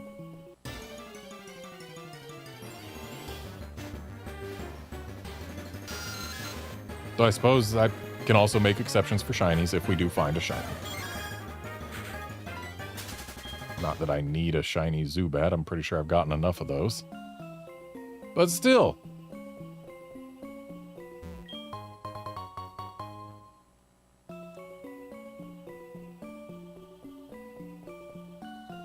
I actually wouldn't mind finding a shiny Zubat in this game. In this file, no less, because it would remind me of my original Pokemon Gold. So this is SoulSilver and not Heart Gold, but I got a shiny Zubat in my original playthrough of Gold. Found it in Ilex Forest and used it despite it being pink because, hey, it was unusual.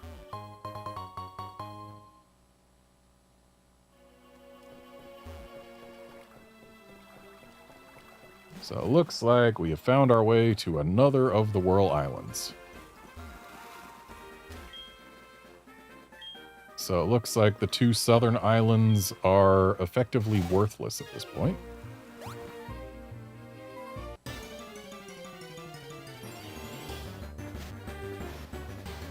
So we got to get into them two northern islands.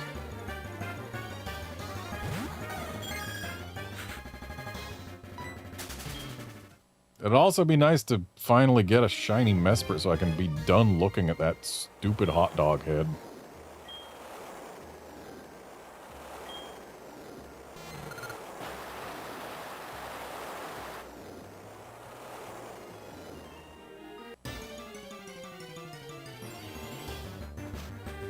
This shiny Mesprit hunt's been going on for too many streams. I don't know how many streams it's been, but I know it's been too many. It's been at least 3, I think.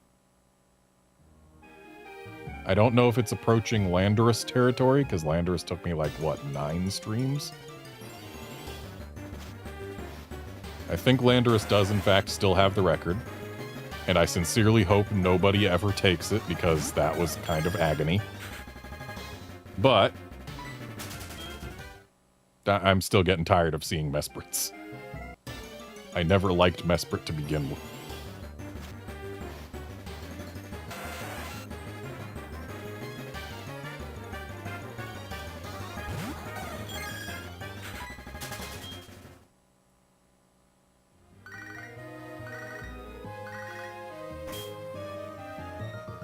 Sup?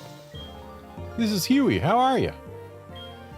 How are your Pokemon doing? My Pokemon are a bit too energetic. Poliwhirl especially. Every time it spots a trainer, it just charges ahead into battle. It gets to be a bit much for me. Later.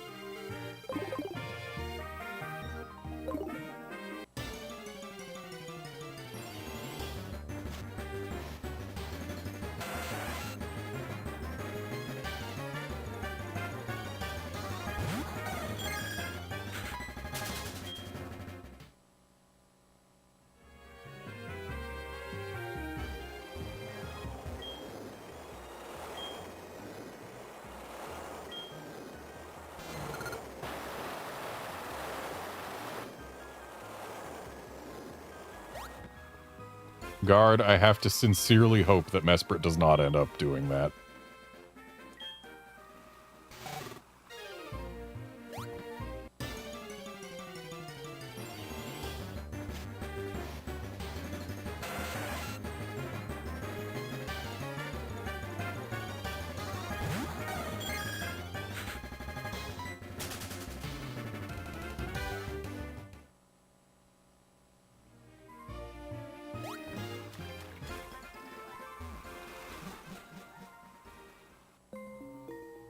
Alright, let's see how top left island does for us.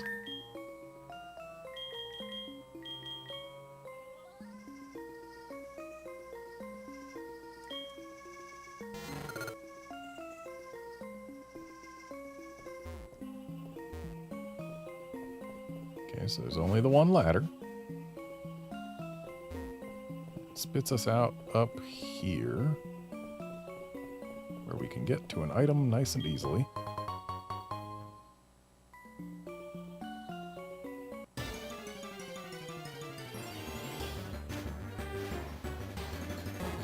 I'm really going to have to look at what nature my Espeon is, because it is synchronized, and I'm walking around with it in front. And if I... Yeah, I don't want a lonely Lugia. Not that I'm going to ever use the Lugia, but, I mean, I don't want it to be lonely. That just sounds sad.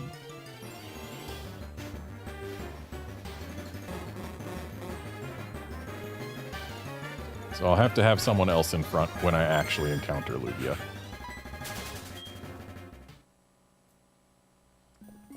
Lantern will be a pretty decent bet. Lantern's also my only source of status conditions that don't do damage. So it's kind of a guaranteed I'll use it anyway. So this ladder takes us to a place that looks an awful lot less locked away than it is, but there's nowhere else to go from there.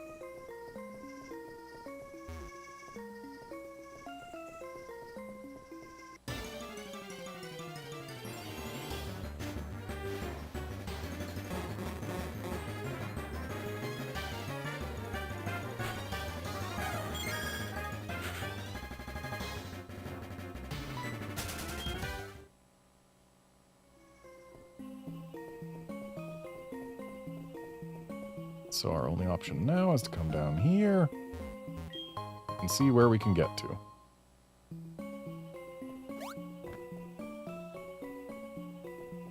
So jumping down there probably takes us back to the bottom left island.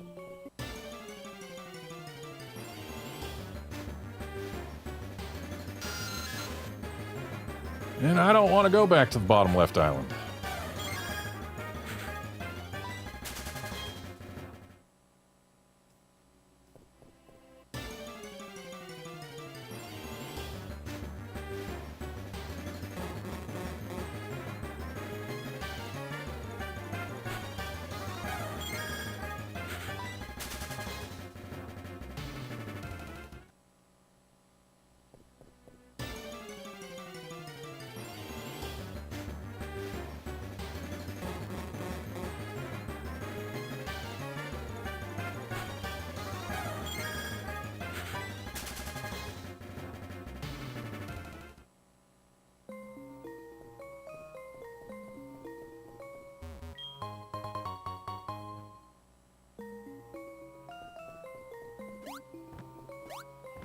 Okay, these are jumps to the right, which seems to give us access to at least some new places. Let's stay on this floor until... Okay, that's as far as we go. Up we go, then. To an item. Are these both ledges to jump this direction? Yep, they sure are, and we can only get to the one anyway, so that's where we stop there. Which I guess means we have to jump this ledge.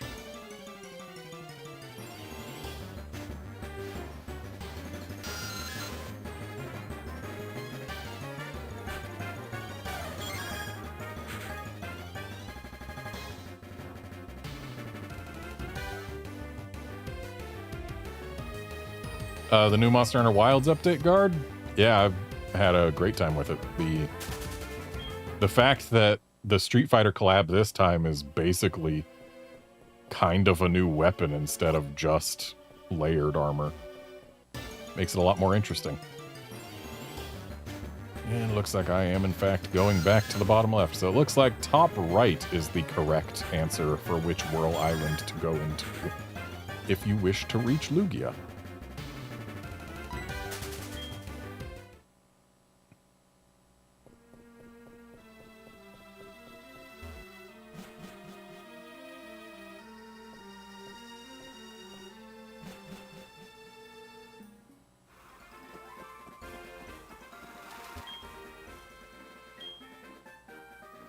Of course, I had to go into all the other three before figuring that out.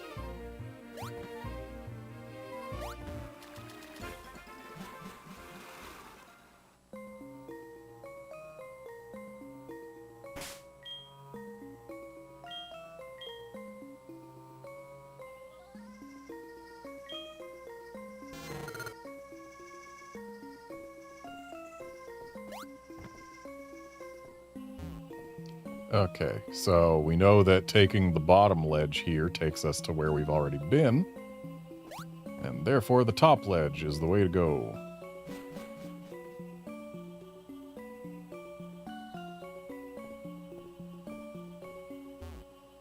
Yeah, Guard, if I got a shiny Lugia first try, that would be pretty impressive. But it would also doom me to another playthrough of this game, because part of why I'm playing it is because I need to get a Pokeballed version of every Pokemon added in Johto from specifically Heart Gold and Soul Silver. And so if I got a shiny Lugia, I would then need to later get a non-shiny Lugia for my actual Dex project. So it would be a mixed blessing, especially considering I already have a shiny Lugia in my Pokemon home. Like, I'm not gonna say no to a shiny Lugia. But I would say, aw, dang it.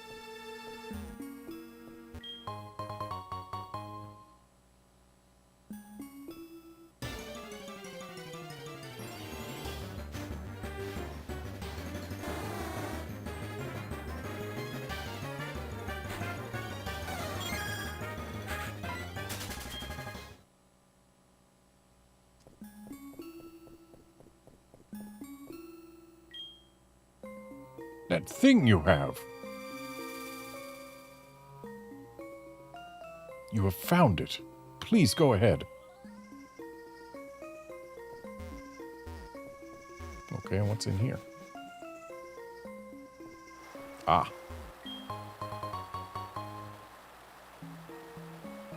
So that's where Lugia's gonna be, down there.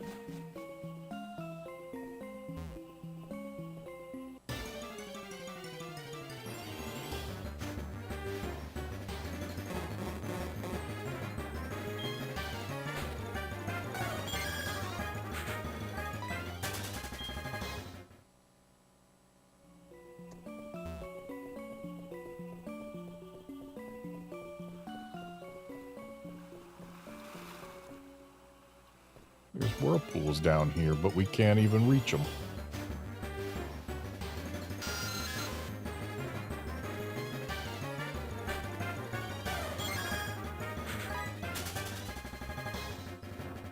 Also, if I got a shiny Lugia on this file, that would be too many shinies for one file. I've already gotten 2. And only 1 did I have to reset for at all. That's this one here. Got me a shiny unknown P while trying to collect the alphabet.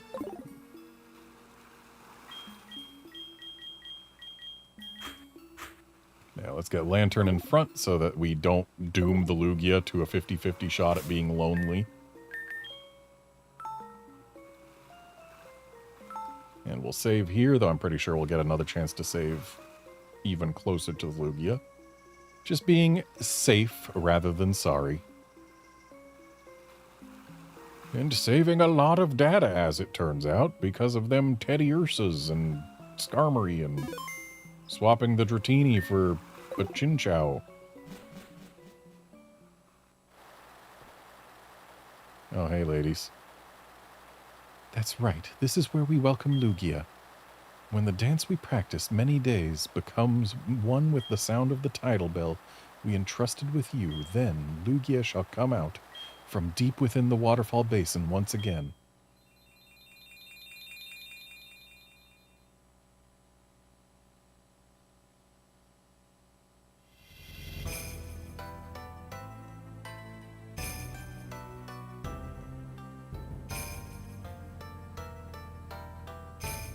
Boy, am I glad that water effect is just a visual effect on the screen, because if that was something actually happening in the world, it would be a major issue for us right now.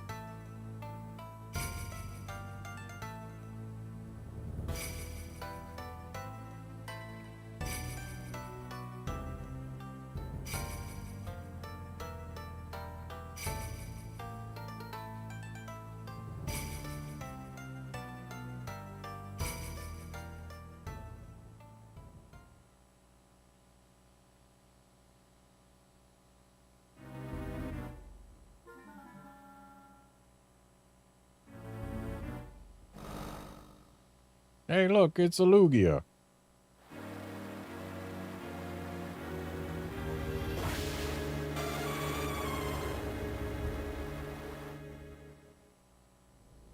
Now, they'll let me walk up to it and save right before it, right?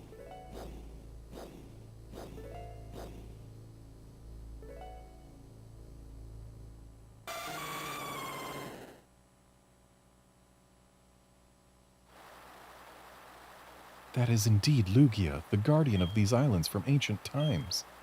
So many have tried again and again, only to fail. Garnet, your heart, in complete harmony with the tidal bell, has finally allowed it to appear. Garnet, don't you see? Lugia, it must have been waiting for someone like you all this time.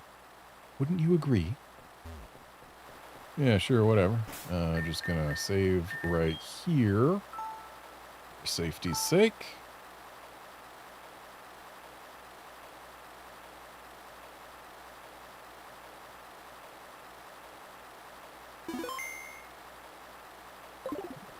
And then, okay, we get to actually surf up to it. How hilarious it would be if we encountered like a shiny seal on the 3 tiles we have to surf to reach it. But no, we encountered nothing at all.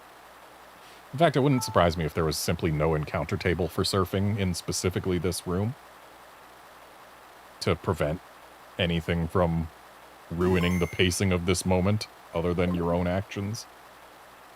All right, we've got to save directly in front of Lugia, who says gas.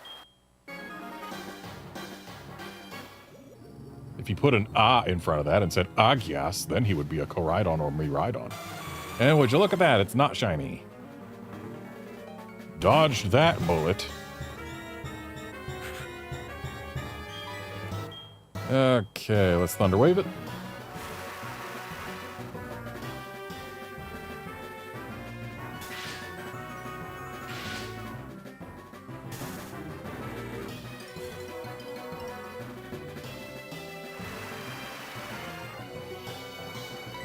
And now let's Signal Beam it. I know it's super effective, but it's not Stab, and this is a Lugia who outlevels us by quite a bit. Oh, right, it's not super effective because he's Flying Psychic. And that did hardly anything, so I bet a super effective Thunderbolt wouldn't really do too much either. So let's give it a shot.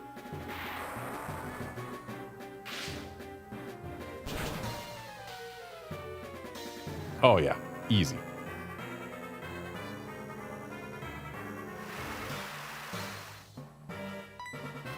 So let's give him a couple more Thunderbolts, get that HP whittled down before we start hucking Pokeballs. And you know what? I think that's enough for the Thunderbolts. Because if we get a crit, it will die.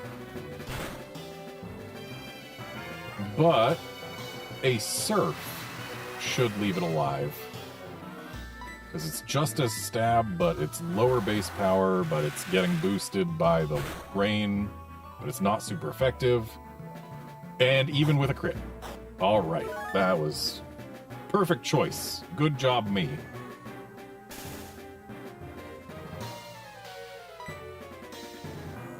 And now we huck Pokeballs until it stays in one. Or kills itself, at which point we reset.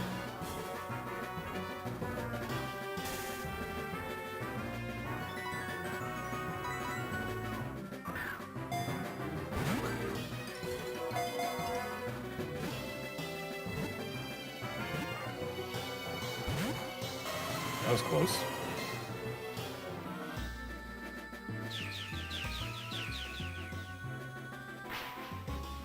I know that in Diamond and Pearl, Palkia and Dialga had ridiculously high catch rates. Did they raise Lugia's catch rate for this game, or did we just get lucky seeing 3 shakes so early?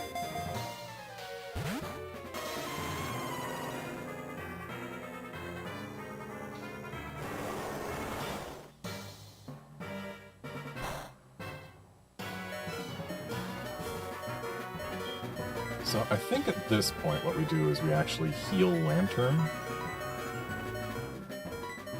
Max Potion is a little bit of a waste, but I don't think anyone's going to stand a better chance than Lantern at surviving this thing's attacks easily.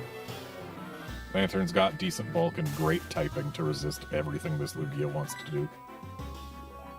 Well, I guess it doesn't resist extrasensory, but it resists water and flying.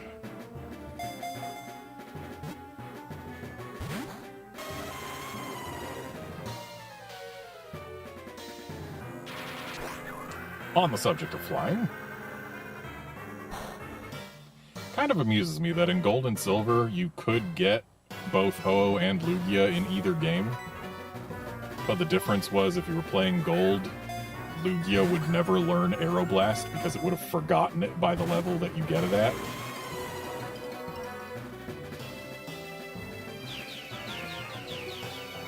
Of course, Gen 4 and beyond, that's not really so much a concern because we've got move relearners.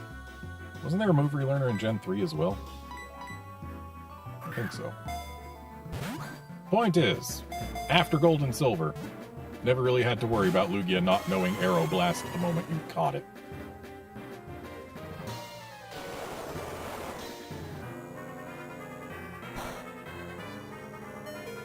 And looks like it is time to heal Lantern again.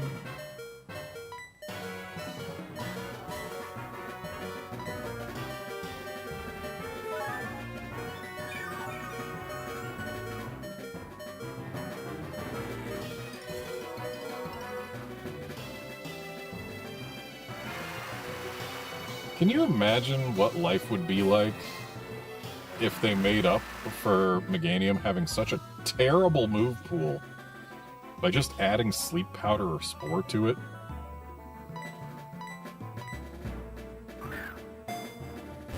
Like, make Meganium good for catching other Pokemon, if not for battling.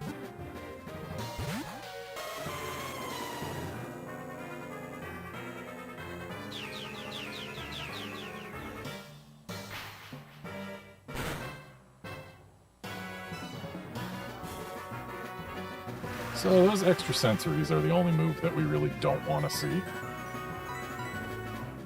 Because it's the only thing we don't resist.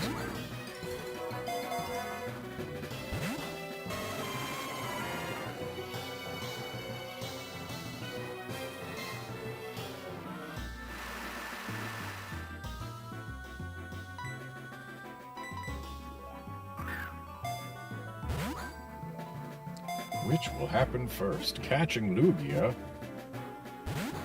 or finding a shiny Mesprit? Catching Lugia is the far more likely result. But that doesn't mean it's impossible to find a shiny Mesprit in this time.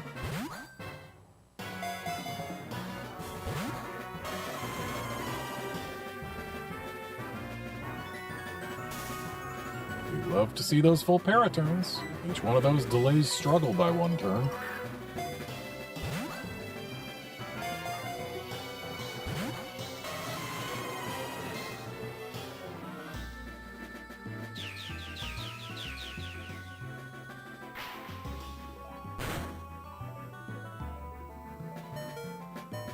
And now we heal our lantern yet again.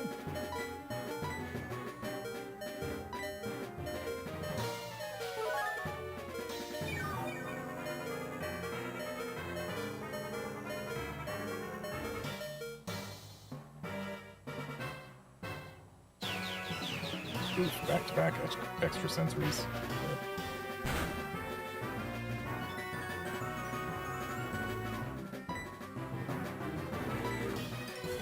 I haven't been keeping track of how many times it's used each move, but it's only going to have 5 Hydro Pumps. I don't know how many Aeroblasts it has, but maybe that's 5 too. In which case, extra sensory would be all it has left, other than Rain Dances.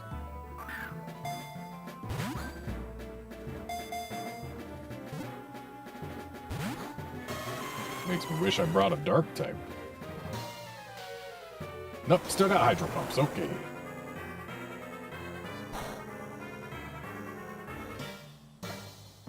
If it uses another extrasensory lantern, goes down, but I'm just going to take that risk because it's a wild Pokemon and it uses moves randomly.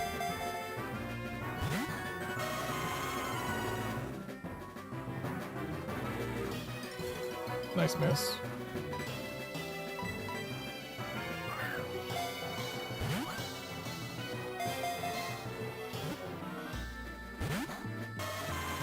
Yeah, Guard, I'm not worried about it struggling anytime soon. Only thing I'm worried about is preserving my party's HP without needing to use a bajillion items.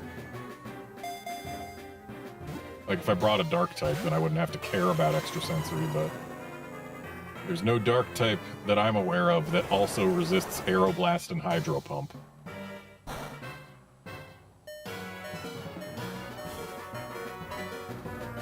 Ooh, we actually get to use a Hyper Potion.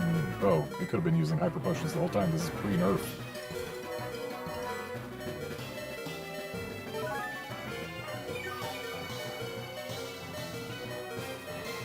I was thinking Hyper Potions were already 120, but no, they're 200.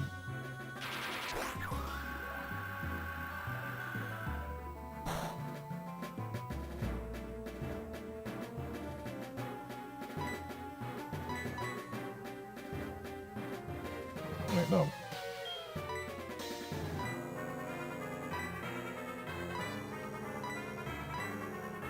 Wanted to use a Pokeball, which I'm used to being in the last used item slot, but it isn't after a heal.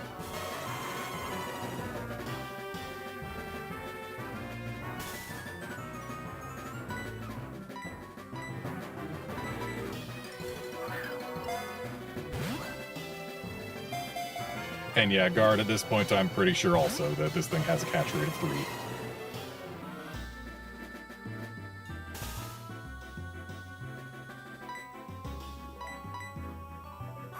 Why, it feels like trying to capture a Beldum.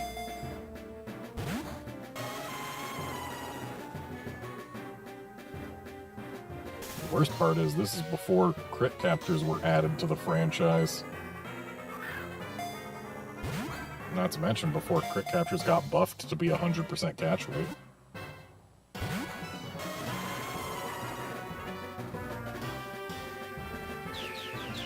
And let me tell you, I am glad crit captures are 100% catch rate these days, because when it was just, oh, it only checks for 1 shake instead of 3, doesn't really help too much against things with high or with low catch rates. I mean, it does help a lot, but there are so many times where you'd get a crit capture and it's like, cool, that did actually nothing for me. I very much appreciate that modern crit captures are just an automatic capture.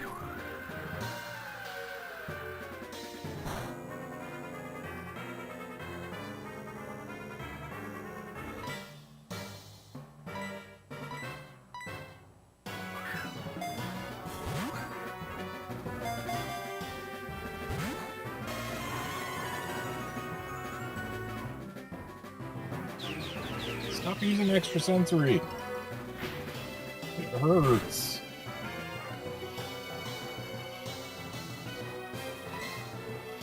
Yeah, we heal after that one.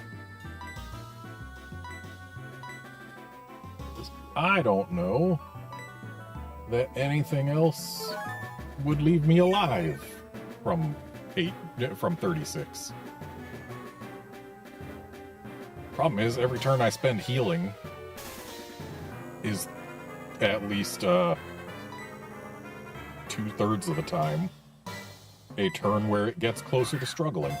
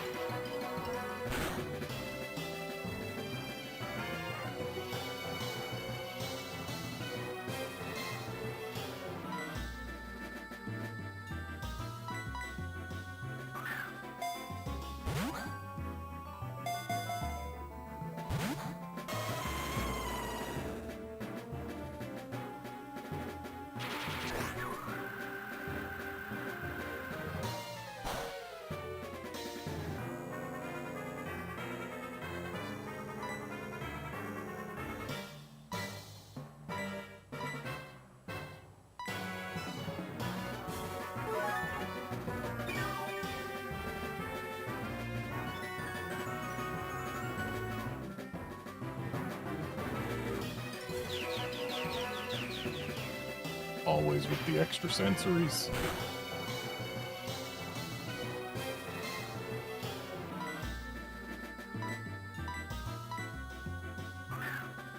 Be really cool, Mr. Lugia, if you just stayed in a ball.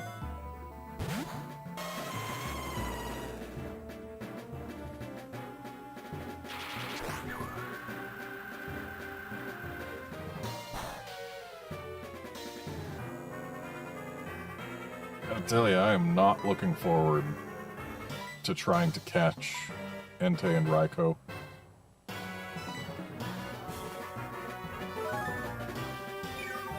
I have run across each of them in the wild already. And just, they sure do like to run away, those two. I've got Mean Look on my Crobat for exactly that reason. Ooh, crit. Ouch. I've got Mean Look on my Crobat, but we're going to need the Crobat to get to a high enough level to actually do anything. And even once it can do anything, it can't put them to sleep or give them any status conditions, so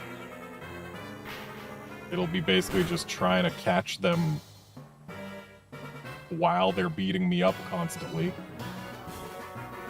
I could try and get Lantern to be fast enough to get a Thunder Wave off on them, and then they'll stay paralyzed forever, but, like... It's not going to be easy to get those two to stay in balls, is what I'm trying to say. Especially because the moment Golbat gets switched out, it frees them up to run on their turn. Thank you, Fulpera.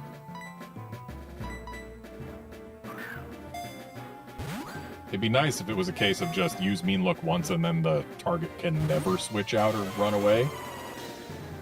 But that ain't how it works. Oh, once again, nice Fulpera.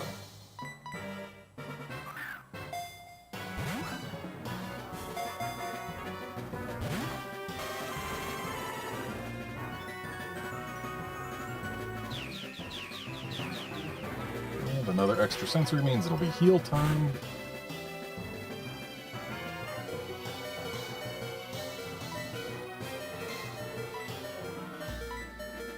Getting a little bit low on my hyper potions.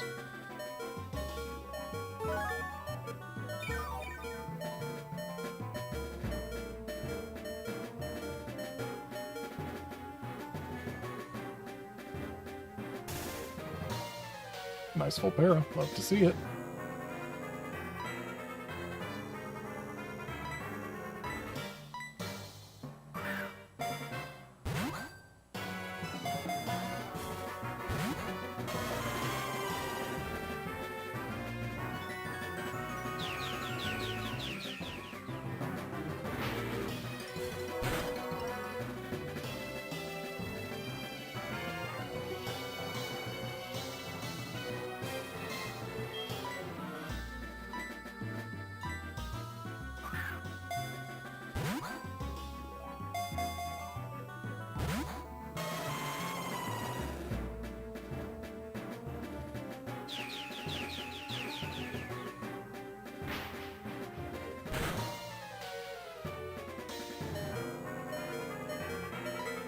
Oh boy, time to heal again.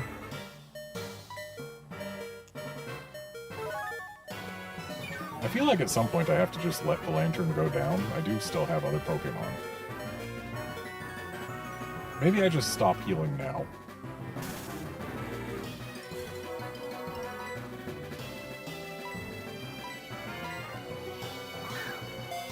Worst case scenario, I can revive Lantern later.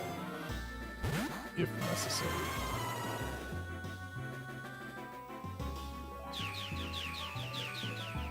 It hasn't used anything but extra sensory in a while, has it?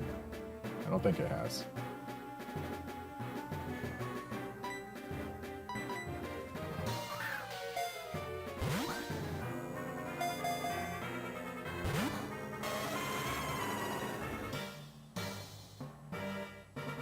Nice Fulpera.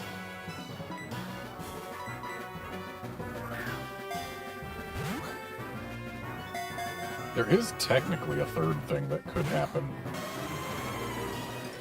before me getting either Lugia in the ball or Mesprit to show up shiny. Or even Lugia getting itself knocked out with struggle. It's very unlikely given how many turns it would take, but I could theoretically also run out of Pokeballs before capturing it. But again, that is highly unlikely.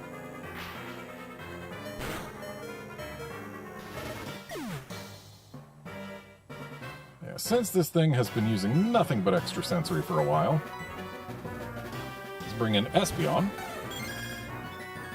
who resists it. So if I had a dark type to bring out, then I could just sit here and not even care. I do have some Murkrows in my boxes.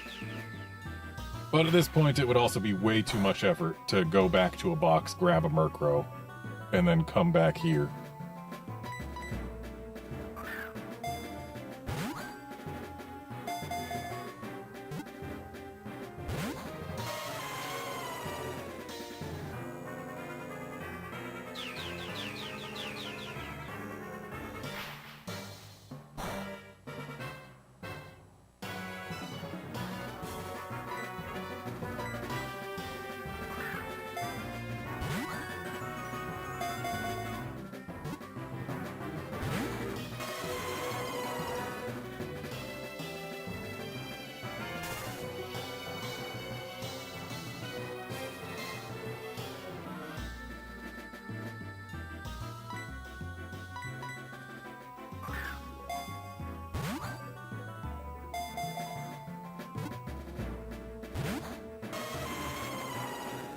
Now, Mr. Gia, or can I call you Lou?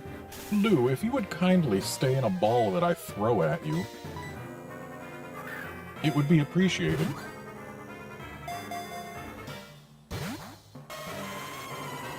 I don't think he likes me calling him Lou.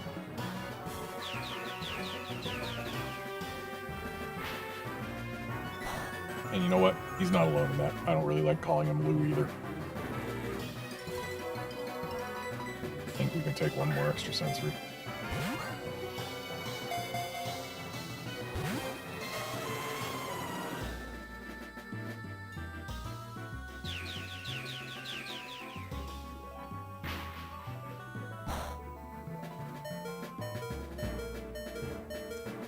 Now, if I heal here, that does get us a lot more turns of just throwing balls without caring.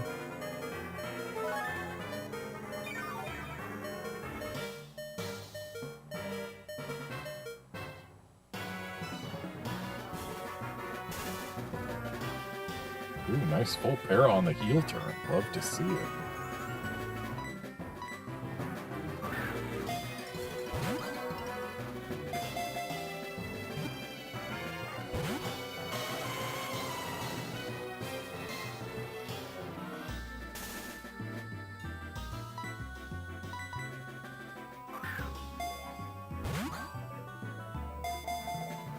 I wonder how lucky I would have to get with full paras in order to run out of Pokeballs on this guy. The chances of that are probably lower than the chances of finding a shiny, if we're honest.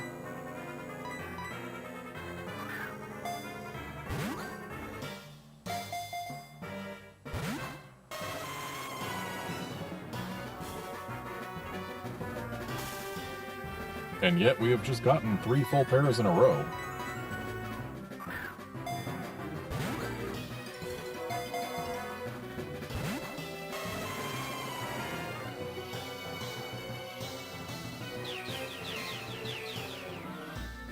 So we'll have to get far more than just 3 if we want this thing's PP to last through the number of Pokeballs we still have.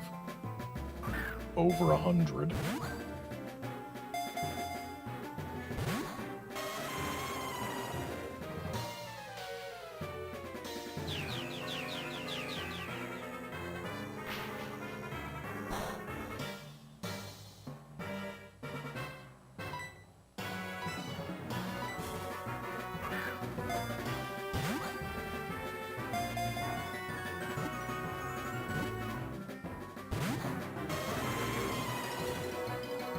Every time I get more than one shake,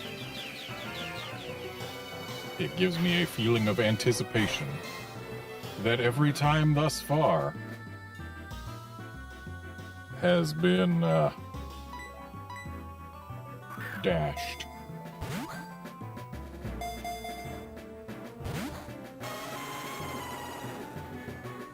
And yeah, guard, a legendary at 1 HP of this level with para.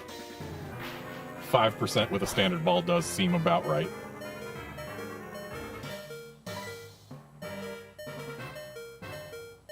Though if that is in fact accurate, then it means that I am over odds for this capture by now.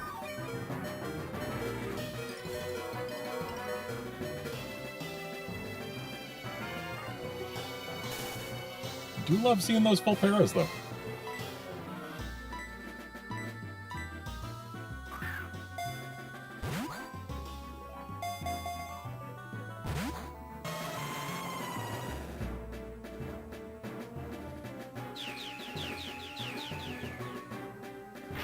Though I have said it before, and I'll say it again. Over odds isn't a very meaningful concept because half of all hunts go over odds.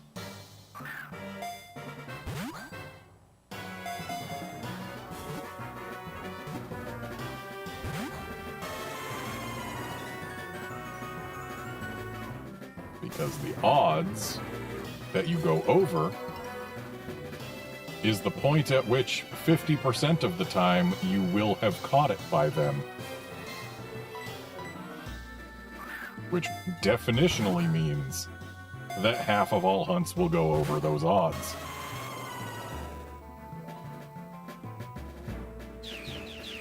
You are over odds at exactly the point where your chance of having caught it already is greater than 50%.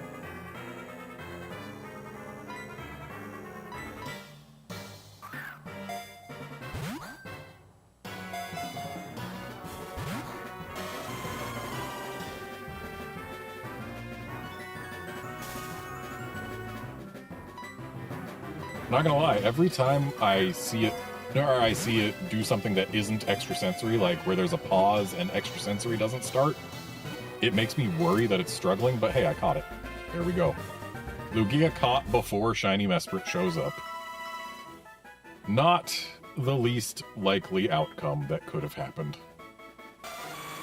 Lugia, the diving Pokemon.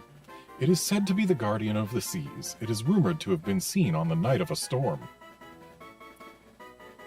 Do you have any idea how many Pokemon have been seen on the night of a storm? That's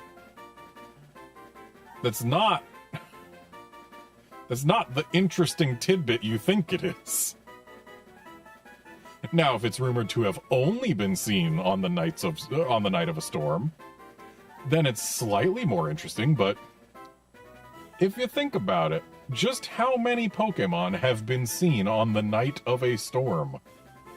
It's not a small number, I am sure.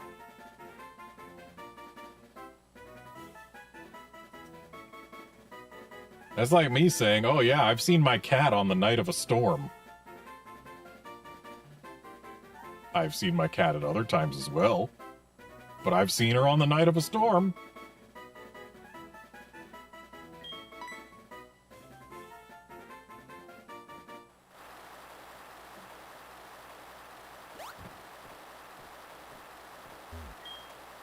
You've done a great job. Say hello to Professor Elm for us. Do you all say the same thing? You've not only made Lugia appear, but you also caught it. You are so wonderful. There's nothing more for us to say. Take good care of yourself in your journey. Okay, so that's all they've got to say. Now let's escape rope on out of here.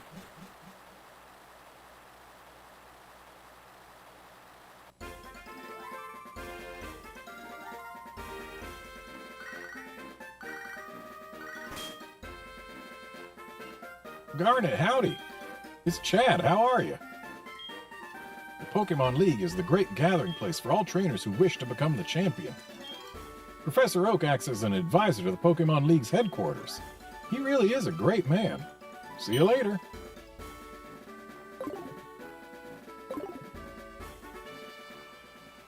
Game really wants us to go to the Pokemon League.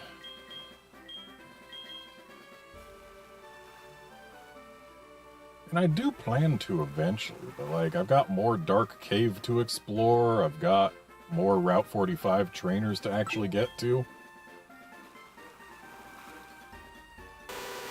There are things to do before we go to the Pokemon League.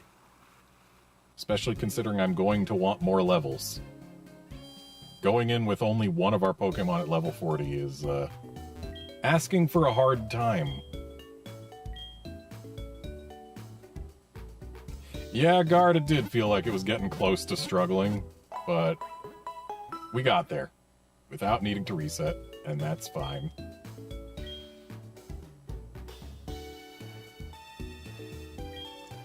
But anyway, now that I've got all 8 Johto badges and a Lugia to my name, I think, given the time, it is actually time for me to call this a stream. Let's do one more Mesprit check.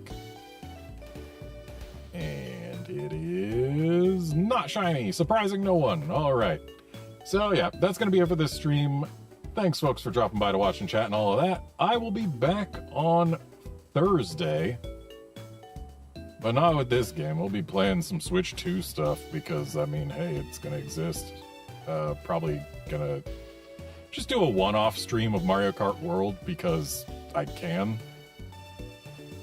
And then we'll probably come back to this unless I'm having too much fun streaming Mario Kart World. But we'll see. Either way, Thursday, Mario Kart World. See you then, friends.